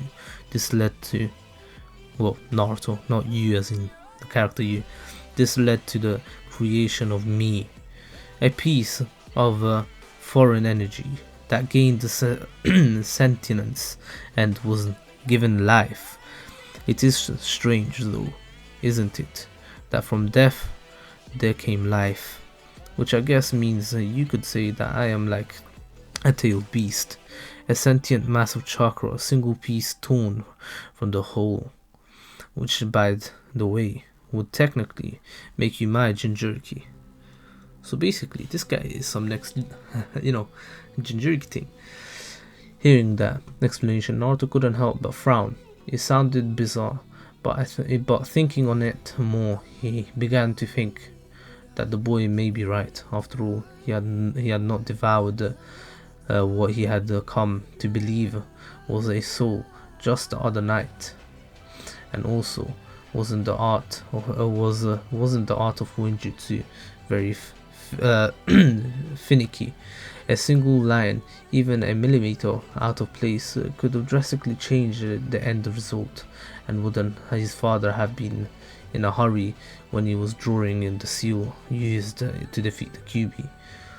That being said, though he was making a very strong effort to put the whole Jinchuuriki of death thing aside for the moment, he couldn't freak out about it. He could freak out about that later. He had other things he wanted to find out first. So you're really the Shinigami. You're not exactly what I was expecting. Naruto trailed off, deciding to embrace the explanation you had given him. After all, it was the only one he had heard. Also, the boy seemed sincere in his belief. The comment seemed to snap Yu out of his contemplative mood, a small smirk appearing on his face instead, as he let out a slight chuckle. Well, technically, if I am right, which I believe I am, then I am just a fragment of the Shinigami, and I am a whole other being entirely now. Thanks in part to you, Naruto.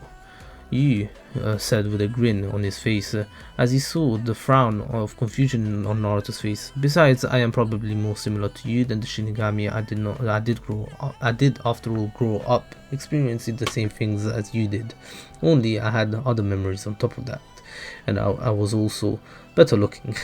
Well, we look pretty much exactly the same. True, except I have badass white hair and cool eyes. As you said, Naruto once again looked at the boy's eyes, barely stopping himself from shivering, and the two ominous red and black orbs looked at him. They were the eyes of a predator, an apex predator at that. The white hair makes you look like an old man, Naruto managed to get out as he tore a gaze away from his counterpart's eyes. Naruto finally giving into his childish side. He had only just turned 9 or 10 after all. You're just jealous, you replied with a calm expression on his face as he did so. They were able to hold straight faces for all 5 seconds before both of them bursted out laughing at the same time. The situation so odd, but also hilarious. By the time they had calmed down, Naruto had completely forgotten his fear of Yu and was using his shoulder to hold himself up to keep balance. It was then that something Naruto had heard his parents telling Mito and Urza came to him, something important about Jinchuuriki. If I am technically a Jinchuuriki, then why am I always sick? I thought Jinchuuriki didn't get sick, Naruto asked with a frown on his face as he took a step away. His eyes taking in his counterpart's body looked just as frail as and gaunt as his own. Because you're not actually sick, at least not in the way everyone thinks. Yu replied confidently, knowing that what he said now was absolute fact. But the doctors, Naruto, I am not normal. I don't eat human food and become because of the way the seal that sucked me into you works. We are one. Just as I took your own form and characteristics, so too did you take on some of my traits. Your body needs to mix human food and what you humans call souls, like that thing you found floating above the hawk. Chakra is life energy, and when something or someone dies, it forms into a mass invisible to the normal eye. when you were a baby, your parents realized something was wrong, and you were diagnosed with that genetic disorder thing. The doctors didn't know about me, so they came to the conclusion that they could. It's all bullshit, of course. You just needed to unlock your chakras so you could see the souls and eat them. That's why I helped you find it last time you were here. So the more souls I eat, the healthier I get. Basically, yes.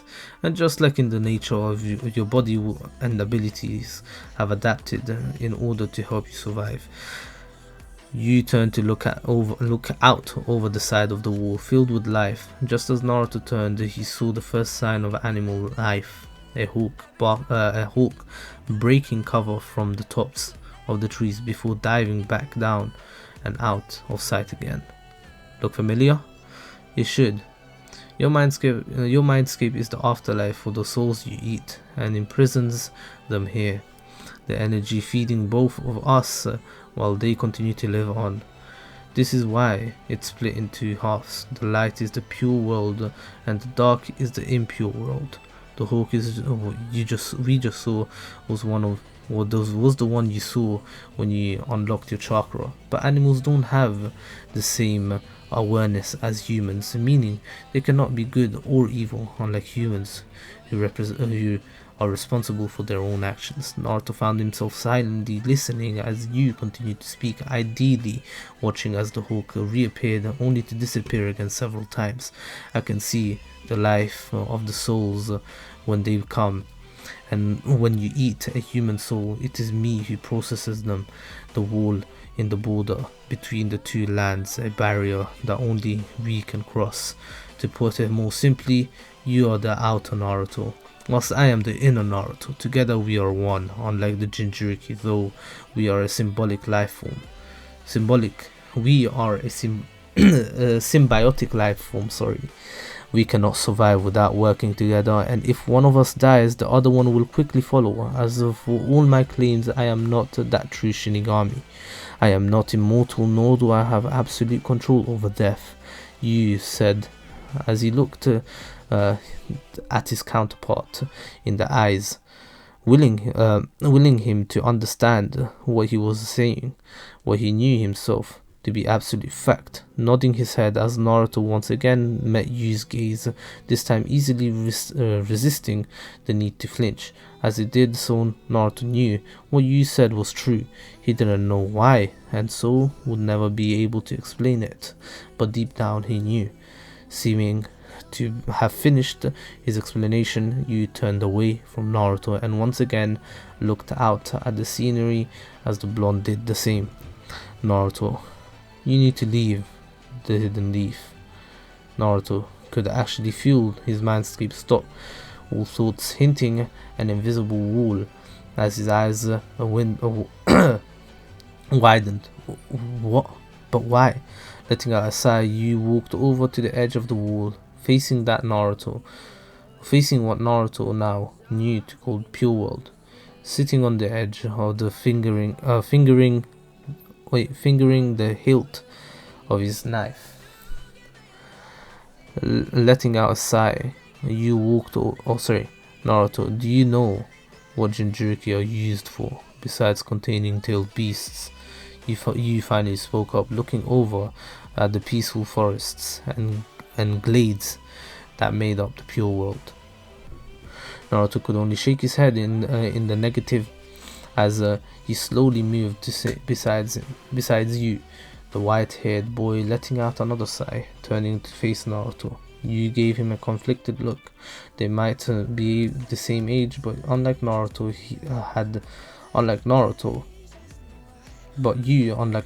had fragments of memories and knowledge far beyond his counterpart. This made him more world wearied, more experienced than Naruto, who in Yu's eyes was still young and naive. They are weapons, Naruto, used both as a deterrent and, when necessary, tools of war. Your status as the son of the Hokage is enough to protect your sisters, and maybe even you from the worst of it.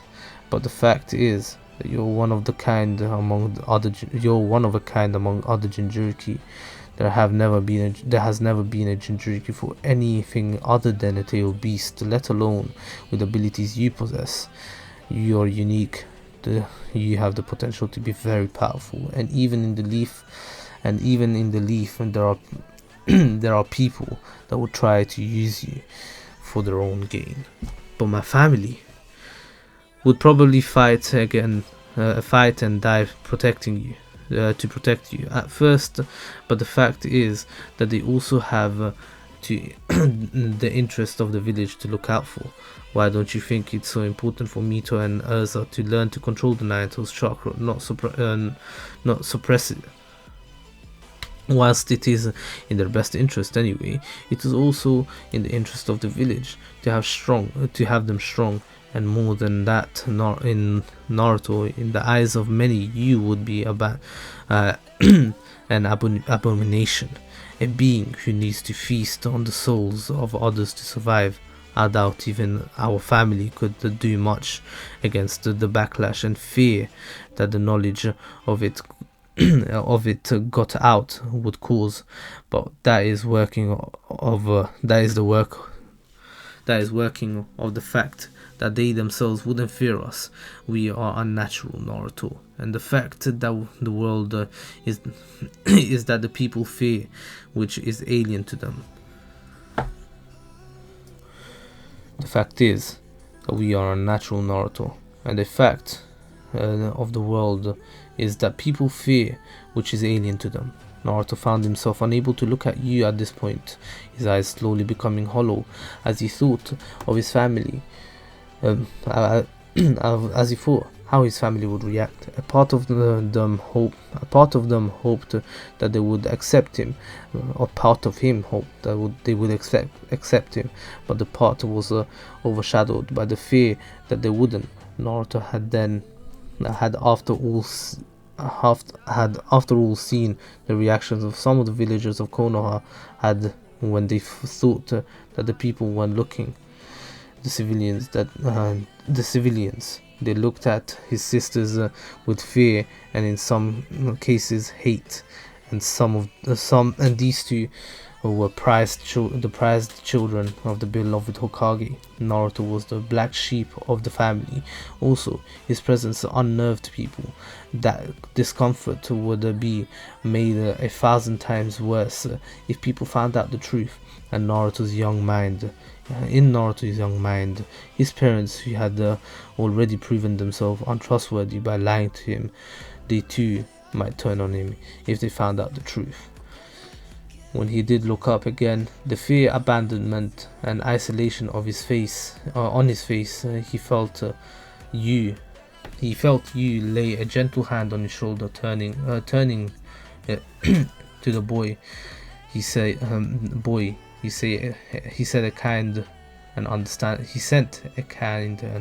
look on his face. Naruto, I am not telling you this to hurt you.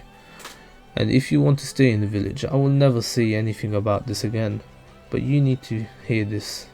People have been looking for a way to control or avoid death since man first understood the concept. You are a 5-course meal placed in front of them, of a starving pack of wolves. At the moment, they don't know you are there, but when they do, they will fight each other and eat you alive. And no one will be able to protect us, not even ourselves, not unless we get stronger. Tears began to fall now, and the grip on his shoulder tightened slightly as his shoulder started to shake with suppressed sobs. I understand. We have to leave. It isn't safe for us here anymore. And I don't know if Mom or Dad would support us. I just can't trust them anymore. Then we need to go, Naruto. Carve your own path in this world. Become so powerful that we will never have to rely on others to protect ourselves. You said fiercely, watching as fire seemed to start burning Naruto. A slight smile on his face as he did so. Deep down, Naruto knew you was right. And as he stood there in that that wall between the light and dark made his decision. He would become strong, he would become powerful, and never again will he have to feel as weak and powerless as he did now. Well, that was chapter 2. I would like to read chapter 3, but my throat is hurting and it is quite late. It is currently 1 AM. Hope you'll enjoy the Please stay safe. If this was the King Weaves, don't forget to like, share and subscribe. I will put a link of this amazing story in the description below. Really love the story. I am really intrigued. I will come with a part 2 very soon. My Darklings, you're all dismissed, and if this video reaches 100 likes, then part 2 will come out even quicker. With Naruto. In the end, Naruto didn't tell his family about unlocking his chakra, nor did he even try bring up anything to do with chakra or training for the next few weeks. In fact, he went out of his way to be nice and quiet, even going as far as to sit outside in the shade and watch as Urza and Mito trained.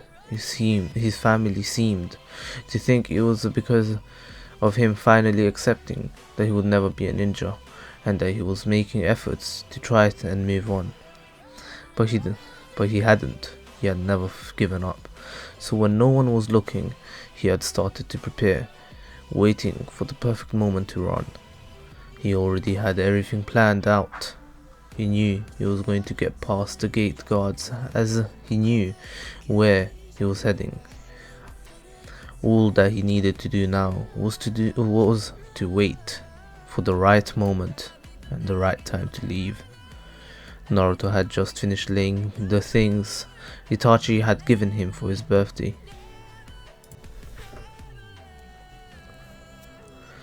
He had finished laying the things Itachi had given him for his birthday out on his bed, staring at them with hard eyes as he took the time to carefully examine each item. The seal had actually hidden a lot more than he expected, and still had room for more things to be put inside. There was a thick grey and black coat with a warm fur interior and an attached hood. And when Naruto put it on, he found out it was a bit big for his gaunt frame. The coat ending just below his knees, with the sleeves stretching past his hands, and the hood covering everything but his mouth. It was warm and cozy, but more importantly, he offered him some slight protection, and also could be used as half-decent camouflage in dark areas.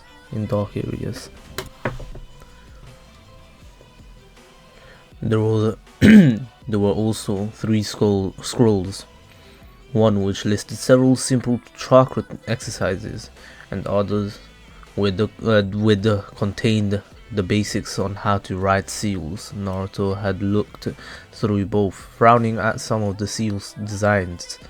The last was about the different hand signs and how they direct chakra through the body, with sketches and of each sign to show how it should be done. Then there was the blade. I can't read that word. A sharp knife with a foot and half a blade with no guard, with the handle wrapped in bandages, making him think of the knife you had. It actually looked a lot like the sort of blade that he had seen an Anbu carry, normally hidden under their cloaks or on their backs. The sheath. Oh, that's how you read it. The sheath was grey, and the blade itself was both shape and polished to shine, which confused Naruto because ninjas' blades were never polished to the point where he might catch the light and alert the target. A blank forehead protector attached to the black cloth sat next to the blade, something that was unusually worn by ninja that didn't have a village, but weren't missing ninja like that were very, very rare these days. Though before the formation of the hidden villages, they were almost all all there was. If Naruto remembered correctly, they were called the Lone Nin or Wandering Nin. There was also a compass that folded into a small box that fit into the pocket of the cloak. The last thing that had been inside the seal was a large piece of wood where a note had been attached, which was in Naruto's hands at the moment as he read over it again. True ninjas start with a blank slate, carving in and shaping themselves through training, constantly working on themselves over time until the mask they create in their true face is their true face. Carve your own mask and prove them all wrong for ever doubting you. And remember, fear can be as lethal as a weapon as any blade. You just have to learn how to use it. Give the world a reason to respect you and fear you. Itachi Uchiha. Putting the note down, Naruto sat in his desk chair with his kunai in the piece of wood, which was already showing signs of being carved. Itachi had unknowingly given Naruto everything he would need, not to get out of the village, but also to get him on the right path of surviving outside, its protection too. Now, it was just a matter of waiting for the right moment. The next day, Naruto told his family that he was going to go around the Naro compound, to the Naro compound, to see his friend Shikamaru for a game of shogi. And when Kushina offered to walk him there, he quickly told her not to worry, and he would go straight there and back when he was done. However, the moment he was sure that she had stopped following him from the rooftops, Naruto changed his destination and made for his clearing. The scroll on chakra exercises turned into in his pocket. After reading through the lists of exercises, Naruto had found two that he thought would be useful to know before he left, though he was aware that he would be lucky to be able to learn one. The first he was going to try was tree walking, which not only worked as a chakra exercise but also a useful skill in general. Deciding at the last moment to take his shoes off before starting, Naruto turned his attention to one of the trees and ran straight at it. Jumping as he got close, Naruto aimed his body so he hit it with his feet first, only for it not to stick, causing him to fall on his head. Crap! Rubbing his left arm and head which he landed on, Naruto sent a glare at the tree before walking back to his starting point and running at the tree once again. This time Naruto put as much chakra into his feet as he could possibly do at the time. His feet actually beginning to glowing a faint greyish blue color. When he hit the tree, he didn't slip off. Instead, he was launched backwards across the clearing, hitting the ground with his back. And a loud thud. Naruto groaned as he stared at the sky for a moment and watched the cloud slowly fly over the clearing. Letting out a sigh, he pulled himself back together to his feet before trying again. However, when he looked at the tree, Naruto was confused to see, instead of an indent, the wood where he shot his foot off, there was a black mark in the shape of his foot. Moving closer to get a better look, Naruto saw the footprint was where the wood seemed to have died, leaving the rest of the tree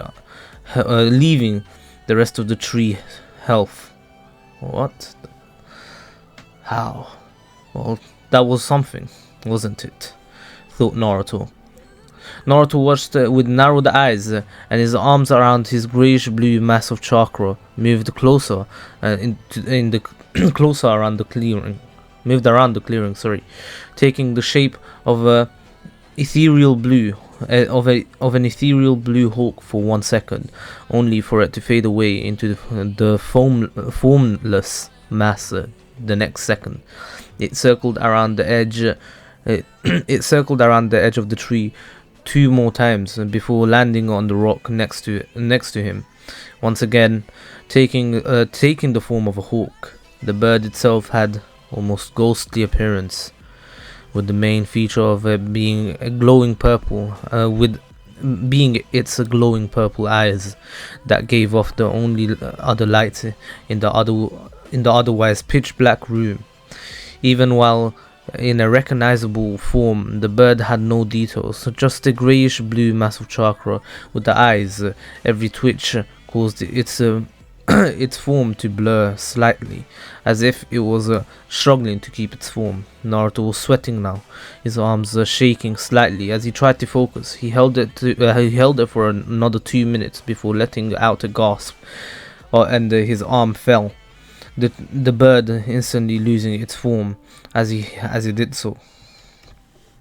When it did, the mass of chakra lost all its form and streamed into his body, the chakra quickly being absorbed through the skin, sending a sudden new rush of energy through his body as it did, letting out a sigh as he laid back on the rock. Naruto took his hoodie that he had set on the rock next to him and used it to wipe the sweat off of his face, frowning at the seemingly nothing. Better, but still not enough. The soft voice of you said in his mind, the voice echoing slightly as he did so. Jumping to his feet, Naruto started slowly walking around the clearing for a few minutes to stretch his legs before sitting back down at the rock. Again, you said to him, a hint of amusement in the voice as Naruto let out a tired groan. Naruto's hands flashed through the few hand seals he needed, even if they were slower than most Genin would be able to. Do, taking in a deep breath as he did so. Soul release, spirit summoning jutsu. Letting out his breath, Naruto watched as once again the greyish blue chakra was released from his body and streamed into the air. It swirled into the air for a moment before slowly lowering to the ground and molding into the shape of a large ethereal rat, which, like the hawk, had glowing purple light for eyes. He held the last seal for a moment, letting it go, and held his hand towards the rat. As he did so, the tips of his fingers flashing with chakra before it faded away. Naruto let out a sigh as he moved his hands, and the rat followed. It almost was like a puppet on strings, shifting in and out of focus like the hawk. Shifting in and out of focus like the hawk had as he climbed the rock onto his knee. It sat, staring at him with his blank purple eyes. Naruto absently noted that a cold patch slowly spreading across his skin around the rat, where the rat was sat, followed by a sensation of pins and needles. This was the first jutsu Naruto had made himself, with the help of course, with the scroll on the hand signs, and he had been able to start creating his own style of jutsu based off of his abilities that he got from being the Jinchuuriki of death. The ability he was using at the moment was one which he had based off of the summoning jutsu he had seen both Jiraiya and his father performing. He had taken time to figure out the correct sequence, and after a few near misses, but they were just going in the right direction. The jutsu took the same amount of chakra to create the spirit as Naruto gained from eating its soul, and when it was released, the chakra returned to him minus a little depending on how long he was summoned for and what he had done had it doing. He had worked out for from discussions with you and experimentations that the souls he devoured acted similar to batteries, which meant that he could draw on the chakra that the soul possessed, and he used it as a bolster to bolster his own reserves. There was a side effect of this though, as if he drew too much energy from the soul, it would not have the time to recharge, and would therefore destabilize and disperse. An issue with his newly made technique though was that the sudden drop in chakra, while not life-threatening, was exhausting, and even though when it turned into returned it was like getting an adrenaline rush. The second issue was that it was very much for that the moment it was very hard to control. At the moment, it was very hard to control the spirits after it formed, and if he didn't concentrate, it would just act like a normal animal and do its own thing. The advantages of the technique, though, were, however, more than worth the effort to learn it, as well as the time he was putting into it. Along with getting the chakra of his souls, he consumed. Naruto also got their most recent memories. It was limited though, as the memories he absorbed could be anything from the last few days, last few months, and little. And it was a little odd at first. He had given him more than a few headaches before he had gotten used to it. Then there was the fact that the spirits had more in common with the ghosts than he had experienced, and were able to actually move through solid objects. It was a useful skill, to be sure, but still very surprising when you see it for the first time. Fortunately, when it came to summoning the souls as the spirits, he was able to get all of the memories they gathered whilst on the mortal plane when they were released. Unfortunately, though, he was still having a problem with making them solid enough to actually attack, because at the moment they just passed through things they touched. But despite this, it was definitely turning into a useful jutsu already. He was thinking of ways it can be used for scouting. This time, Naruto let the spirit go before he started to strain the chakra flow back into his body once more. As it turned out, Naruto's chance to escape came sooner than he expected. Barely 4 weeks after his 10th birthday, where his parents once again called for another council meeting, and just like the last time they left him with his sisters, he waited about an hour after they left before he claimed that he was tired, and so he was going to go to bed early. Neither Mito or Urza thinking to argue or question him. Sometimes being seen as weak and frail was useful. Once he was in his room, Naruto worked quickly to gathering everything he was taking with him and unpacking it all, and packing it all in a small bag, with everything important sealed into the sealing scroll Itachi had given him for his birthday. He then put the black coat on, making sure it was zipped before climbing out of his window. Then he used the drain pipe to climb down before running his usual exit behind the bush at the back of the family's training ground.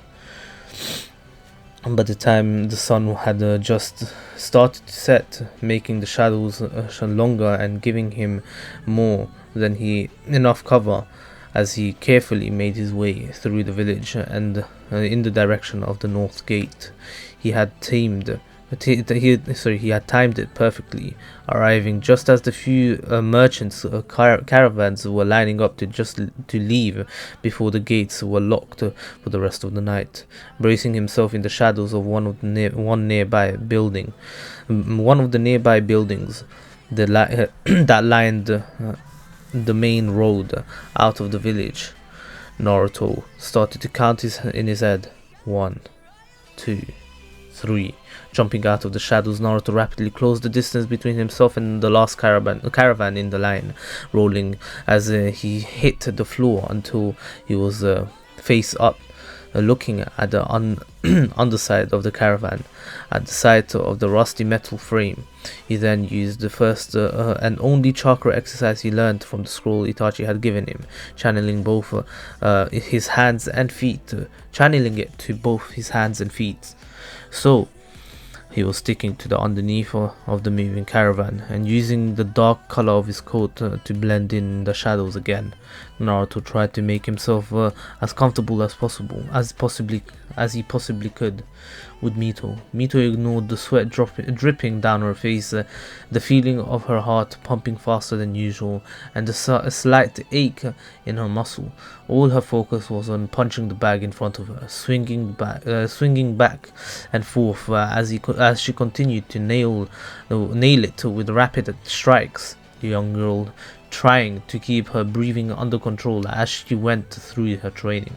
She could also hear Urza on the other side of the indoor training room, the sound of the spear in her hands cutting through the air over and over again, as meticulously went through the different fighting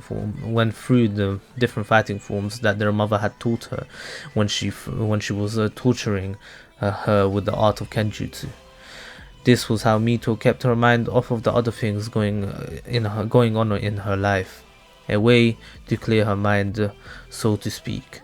She knew Urza too had a similar method, though instead of punching the bag she would practice her many different weapons over and over again, until the muscle memory was firmly fixed into her body and mind.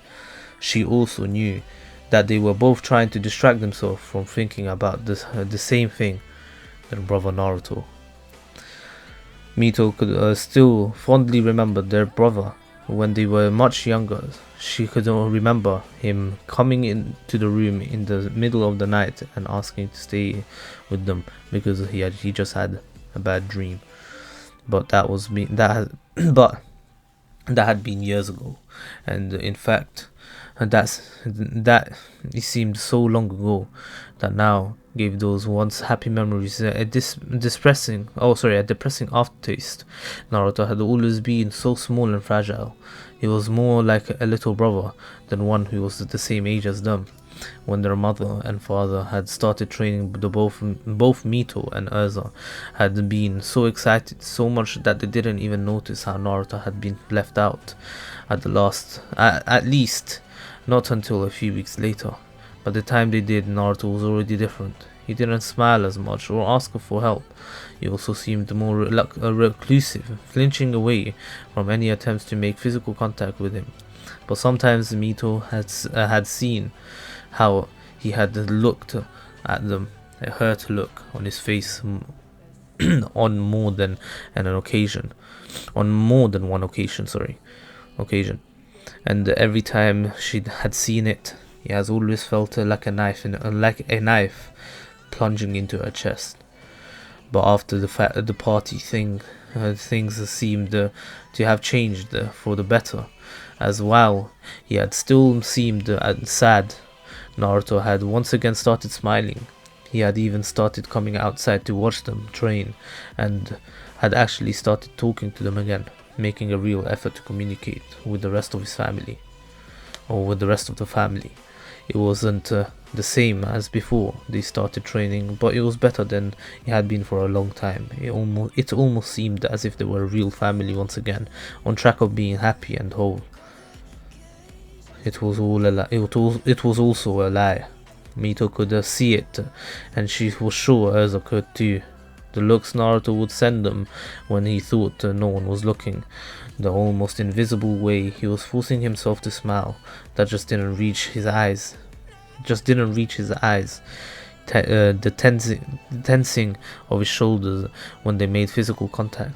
She could she had asked her mother about it, but Kushina had just said she would take care of it, and that there was nothing to worry about.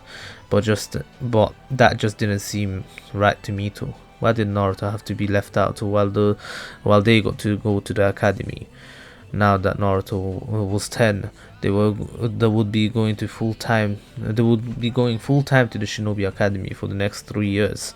Naruto, though, wasn't going to be joining them. Why did he have to adjust in the first place? Mito let out a loud grunt as she went into a flurry of punches, putting even more power into her strikes than she had before. Unfortunately, though, she couldn't keep it up for long, and within 5 minutes, Mito was forced to stop as she leaned forward and panted, drawing in great lungfuls of air as sweat began to drip down her face.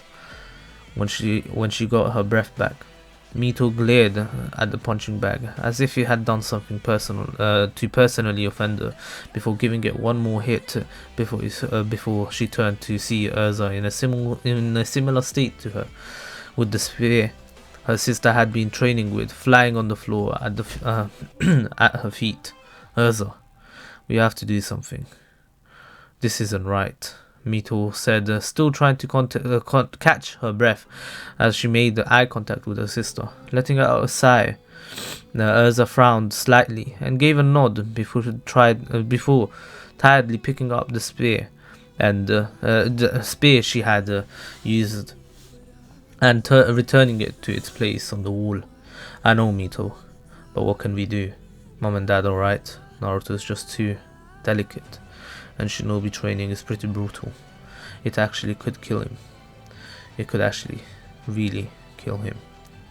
She replied, her tone firm as she echoed the words she heard spoken between their parents when they were discussing precisely this thing. We don't know that. Maybe he could learn genjutsu, Mito said uncertainly, as she tried to think of less intense forms of shinobi arts her brother could practice. Urza seemed to think over the suggestion for a moment before she shook her head with a frown. He'd need to unlock his chakra, and even that is too risky for his body, for his body especially, as it's so weak. Mito let out a small growl of frustration, hating it when Urza used logic against her like that. But before she could think of another argument, Kushina poked her head into the room and smiled at them, the smell of dinner drifting in through the now open door. Hey girls, dinner is almost ready. Have you seen your brother? The older redhead asked, a smile on her face as she looked at the tired forms of her two daughters. Urza spoke before Mito drawing their mother's attention. He went to take a nap not too long after you and Dad left for that council meeting. Kushina just gave them another smile and left, but not before asking them to set the table for dinner, earning herself a groan from the two tired daughters as she left the room and went to wake up Naruto. Kushina frowned when she opened the door to Naruto's room and found the window wide open, with there being no sign of her son in sight. Quickly closing the window, Kushina gave her another quick glance around the room before deciding to look somewhere else. Closing the door behind her as she did so, she went to the library, but quickly saw no one had been inside since they had left for the council meeting. She then checked the girls' rooms, but there was still no sign of him. Frowning, Kushina gave up on looking and decided to go to do it the easy way, forming a hand sign and using her Uzumaki inherited sensory ability to scan the whole house for Naruto's chakra signature, knowing that even with his chakra locked, she would be able to sense him as well, even not active. All living things had at least a tiny amount of chakra, meaning she would be able to feel Naruto's chakra no matter where he was in the house. At least she should have been able to. But after checking twice, Kushina could still not feel anything within the house that could be Naruto. Starting to get worried, Kushina broke the hand sign and quickly made her way downstairs into the living room, just as the girls finished setting up for dinner. Hey Urza, are you sure Naruto didn't go out? Maybe the Nara clan compound to visit his friend Shikamaru? She asked, a worried look on her face as she tried to think of where her son could have gotten to. Her words got both girls' attention, but their confused expressions only caused her worry to grow. Urza finally answered just as Mito walked into the room, a large family-sized bowl of ramen in her hands, with a ladle sticking from the top. No, he definitely said he was going to take a nap, right, Mito? She said, looking at her sister for confirmation. Yeah, Mito said, a frown beginning to form on her face. Kushina's hands had started to shake, and her skin began to pale. Signs that Minato quickly recognized as he put the ramen down and moved to stand by her side. Kushina, what's wrong? Whereas Naruto? Kushina started to feel dizzy, her mouth becoming unbelievably dry, as somehow choked on her own words. So as somehow she choked her own words out. Oh, I don't know. With Naruto, 2 hours of sticking to the underside of the merchant caravan along an uneven, bumpy, dirty road, and a painful leg cramp later, Naruto was ready to make the next move, being careful not to stop channeling chakra and becoming unstuck. Naruto carefully pulled out one of his old shirts and tied one sleeve to the bottom of the caravan, and so it would trail along the floor. After making sure it was tied tightly, Naruto finally stopped channeling chakra and dropped to the ground quickly before rolling to the right and off the road, and instead of into a small ditch, staying still for several minutes and listening as the caravan slowly moved away without stopping. The blonde waited until he was sure that no one had seen him, before letting out a slight sigh of relief. Licking his lips, Naruto stood up and stretched, trying to work out the kinks in his body out. Before he reached into his own pocket and pulled out the new compass Itachi had bought him. Getting his bearing, Naruto nodded to himself before he turned so he was facing the southeastern direction before he started walking, leaving the road and heading in the direction of where hopefully the closest port town would be, where he would be able to find a boat that could take him to his destination.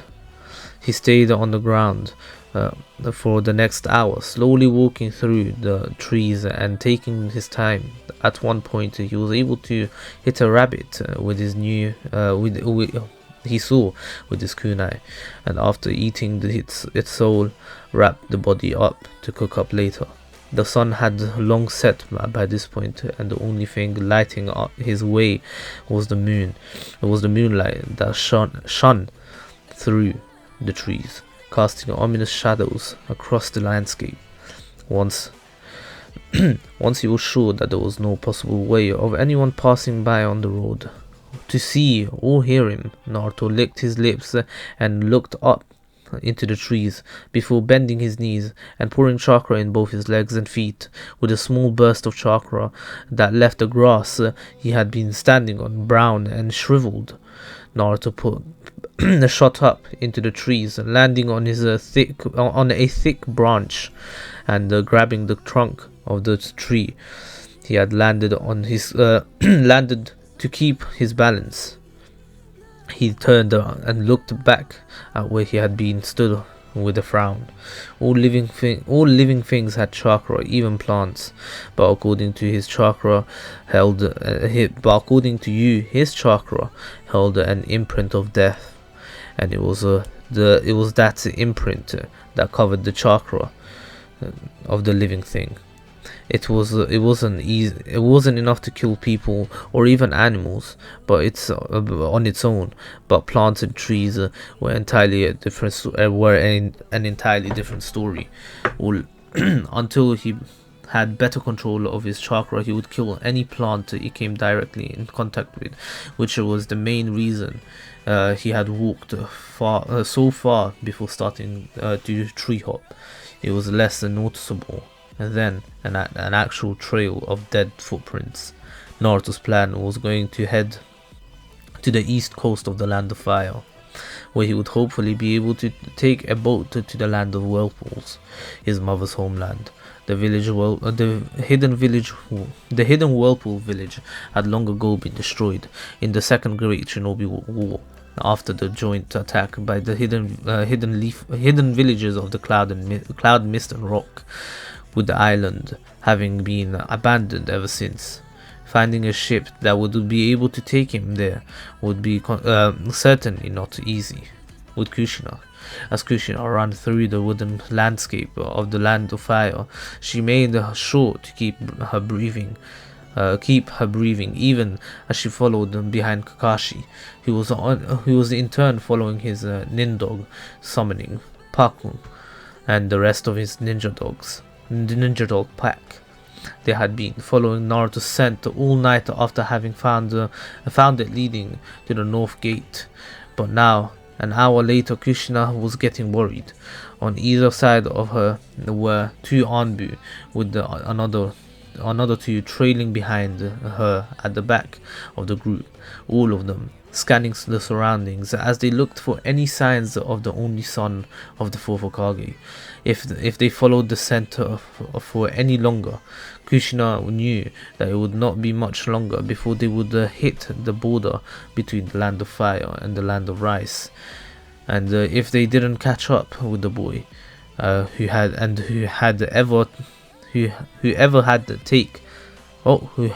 had taken him before they hit the border, then they would lose him. Or whoever took Naruto knew how to hide their own scent, but they seemed to have forgotten that, or just couldn't do the same for Naruto as they had done for themselves. Oddly enough, though, the kidnappers had been sticking to the road as they traveled, which to the trained shinobi made no sense if they wanted to avoid being tracked. Or maybe that was the point. Maybe perpetrators were trying to lead them into the direction so that those who followed would think it was a different village. In the end, though, all Kushina could think about was who took him, and why anyone would take Naruto in the first place. Considering the direction they were going, Kushina would suspect the Hidden Cloud village. After all, they had a history of trying to steal clan members from Konoha, and not only attempted to steal the Hyuga heiress, but had even attempted to kidnap her when she was a child. Luckily, though, on both occasions they were stopped by Minato, and the specific perpetrator was given a swift justice. But with Naruto's illness, he would be no use of trying to start a branch Uzumaki clan and in the Hidden Cloud. They would have had to take one of the girls, if not to both, if they wanted to do that. The natural Uzumaki abilities, their unique chakra and bloodlines, and their natural skill with Fuinjutsu. All of this combined with just how few members still lived made Kushina and her children very tempting targets for one of the more unscrupulous hidden villages. Earth Country was also a possibility. The Hidden Rock village hated Minato enough to take Naruto, and always maintained the belief that Minato had a bloodline, not believing that the man had given himself the name Namikaze when he left the academy. But if it was the hidden rock village, then they were going in the wrong direction. And Kushina didn't even want to think that what they would do to him if it was actually them. But the truth was, it could be any of the hidden villages. Even their allies weren't above suspicion. Sorry. The closer they got to the border, the more Kushina felt the tears building in her eyes. Try and escape, causing her to blink rapidly to try and stop them. Then it happened. Kakashi's pack came to an abrupt stop, as if they had hit an invisible wall. They all came to a stop behind them, looking ahead in a vain attempt to see if they could spot some sign of Naruto or his captors. Kushina was able to hold herself together for all about 5 seconds before trying to run forward across the border, only for a wooden beam to shoot out from the ground and wrap around her like a snake. Before she could move an inch, her arms were held by her side and her feet were forced together. And there was even a beam around her neck to stop her head from moving. Kushina, though, didn't seem to care, as she desperately thrashed around wildly for several minutes before letting out a growl when she realized it was no use, and instead moved her eyes to glare at the dragon-masked Anbu, who had his hands held up, forming a sign. "Let me go, Tenzo." Kushina spat out the venom in her voice, making the other shinobi around the shift. Making the other shinobi around shift around uncomfortably. "I'm sorry, Lady Kushina, but I cannot allow you to cross the border without first asking the daimyo for his permission first. The land of rice is currently allied with the Earth country, making it hostile territory. Entering it without the consent could be taken as an act of war."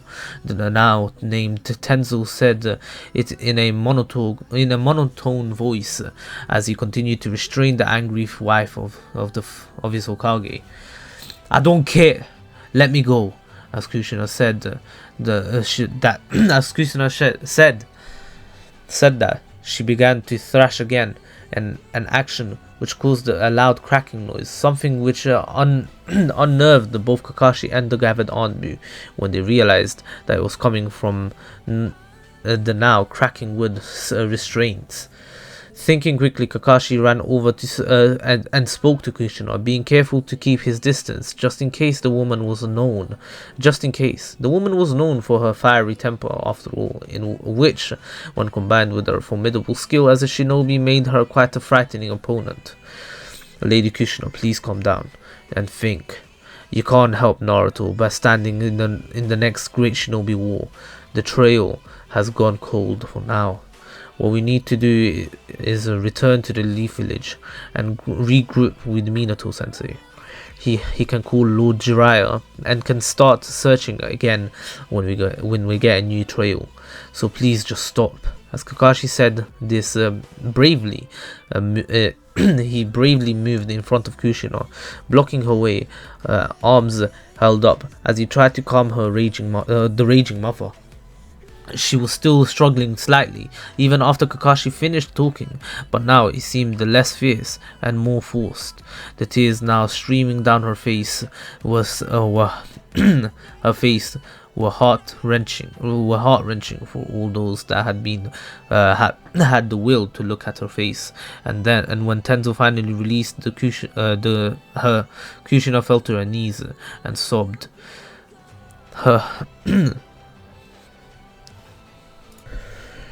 With Naruto was confused when he saw the lights ahead of him. From having studied the maps in his family's library before he left, he knew that he wasn't supposed to have hit the coast of for at least another 2 days. Frowning slightly, he pulled out the map he had taken from the clan compound and laid it on the branch he had just landed on, placing his compass next to it, trailing a finger along the route he had marked so far.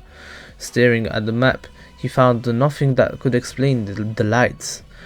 There shouldn't have been as much as a village or even a small settlement for loggers and their families for miles, and if there was, then he was much further north than he had expected, which would mean that he would need to change direction slightly to get back on track. Putting the map away again, Naruto debated walking into the village or simply get going around it, or simply going around it. He did not want to be seen. A young boy on his own would arouse suspicion, after all. But at the same time, if he was found trying to skirt around without entering, then that would raise even more suspicion. He was quickly brought out of his thoughts, however, by a sudden sound. Ah! Yo, what the hell was that? And just like that, his decisions were soon made for him. When the sound of a clearly female scream reached his ears, followed by several others. Quickly jumping closer, Naruto came to a stop just inside the tree line and the small settlement, only his eyes to suddenly widen in horror at what he saw before him. The buildings that made the settlement were all on fire. It seemed as though everyone that lived in the settlement was being herded into a place by a group of what Naruto could only assume were ninja, all dressed in black with hoods and masks, so only their eyes could be seen. The only thing that identified them in any way was their standard shinobi headbands they were wearing, all which displayed what looked like a musical tone. The few not herding the loggers and their families were using fire jutsu to set the buildings on fire. The the wood and the straw quickly catching and spreading with ease, the flames roaring into the air with large clouds of black smoke beginning to billow up. What is that word? Pillow with a B. Well gone. Oh shit. Anyway, billow up. I lost my marker. Billow up in the air. Naruto could only watch as the people were pushed and kicked, even thrown in the case of several children not moving quick enough until they were all huddled on the ground, with the shinobi standing in a circle around them. Looking at the group, Naruto's keen eyes were able to count 11 of them in total. His eyes able to see through the dark, like it was dry. Oh, like it was day. Oh my, like it was day. He was even able to pick up on the faint blue outline that surrounded each of the people in the clearing, the outline being stronger around the shinobi. It was at that moment that one of the ninjas stepped forward and pulled his mask down, showing the smirk on his lips as he stared at the cowering people. "Alright, you pathetic little shits. I'm going to make this easy on you. Tell us where the boy is. Tell us and we will let you live. We know he was in the area recently. We know he was here no more than a day ago. You know who I am talking about. You know where he is. Tell us and you live." The man said, his voice holding an arrogance that only those who had the wielded power can possess. Naruto had no idea who the boy was, or who the boy the man was talking about was. But from the looks of the village gathered in the clearing, they did. However, from the looks on their faces, Naruto also knew that they didn't know whoever these men were looking for was a fact that was confirmed when a large man with arms like tree trunks slowly stood up and moved to stand between the shinobi and shinobi that was talking and the rest of his people. He was here not a few hours ago, but we don't know where he is now. He just he was just passing through," the leader said. The leader didn't even spare the man a glance. Instead, he simply flicked his hand out with a kunai aimed right at the man's head. Naruto, who against all logical reason had been preparing himself to jump down and attempt to stop it, the muscles in his legs tightening as he crouched. However, before his feet even left the branch, something odd happened. The kunai stopped mid-air, not an inch from the logger's face, as the man fell onto his back with wide eyes, the man pushing himself away from the shinobi in front of him as he did so. "You know, it's not nice to throw things at people's faces. Very rude. What would your mother think?" A teasing voice spoke out of the cutting through the crackling sound of flaming buildings as it did so.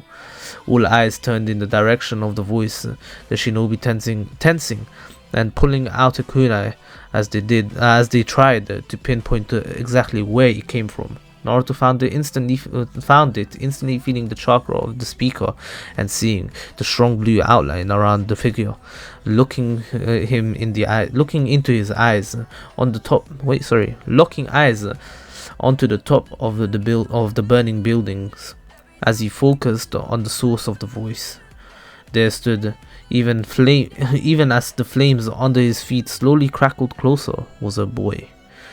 He looked a couple of years older than Naruto, probably in his early teens. He had dull grey hair and that fell to just above his eyes, both of which were covered by a pair of round glasses that caught the light in such a way that it made them shine in the darkness and the light of the night. The shine having a secondary effect, also hiding his eyes from sight. What was visible, however, was the largest grin Naruto had probably ever seen. That was spread across his face. It was so large it looked painful to Naruto, and clenched between the boy's teeth was an unlit cigarette. He was a little pale, but not overly so, and Naruto could clearly see several scars running along his face, with stitches still being present in his skin. His frame, while not skinny as Naruto's, was still quite slim. He was wearing the grey and brown patchwork shirt, which seemed to cling to his chest like a second skin. His pants were in a similar state, but probably not as skin tight. Then there were the odd white lab coats he wore. There was the odd white lab coat he wore over the top. The coat looked several sizes too big for the boy, with the sleeves falling well past the hands at the bottom, bunching slightly at his feet. To finish off his strange appearance, he also had for some reason or another, a shovel strapped on his back, and narrowing his eyes slightly to focus in, Naruto could see that fresh dirt still covered it. Overall, he made quite an unusual sight to Naruto. The boy looked quite deranged. However, as soon as Naruto finished taking in his appearance, he also noticed the boy's outstretched arm with the sleeve pulled up so that his hand was visible. Said hand held with the fingers spread out wide, with the tips slightly bent slightly. The hand was a pale color and had scars covering it, and just like the other the ones on his face were still stitched in. It was while he was looking at the boy's hand that Naruto saw it. the light from the flames catching something and making it shine slightly in the dark. Wire? No, it was too thin even for ninja wire. Whatever it was made from hundreds of threads of strings, each of which was shooting in every direction all over the burning settlement. The threads covered the area like a spider's web, and they all seemed to be connecting to the boy's outstretched hand. It was almost like a spider web, which would make the shinobi the flies and that were trapped in the middle of it with no apparent way out. The reason why the kunai had stopped in mid-air was because it somehow got tangled in the strings and was for some reason unable to cut through the wire, in which led Naruto to believe that they were stronger than what they looked. Naruto saw the moment that the shinobi noticed the strings too, and the one the one that had been smirking before suddenly didn't look so confident now. It was like the look of a man who had wielded power temporarily, only to realize he wasn't the biggest fish in the sea. The unnamed boy suddenly leapt from the very top of the burning building. He was stood upon, allowing himself to drop as he was instead sitting on the edge of the roof, the strings shifting with his movement. And somehow that sudden movement had caused the shinobi to lose his leg, while another one of the shinobi lost his hand, and the third lost his head.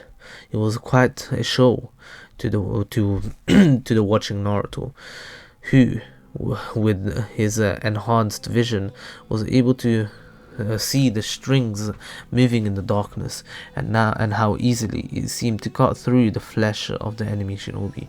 The left 8 shinobi, who were still unable to function at 100%, at 100%, all which now looked very worried and pissed off. The same one that had been speaking before slowly turned to face the boy, getting a cut on his cheek for his trouble.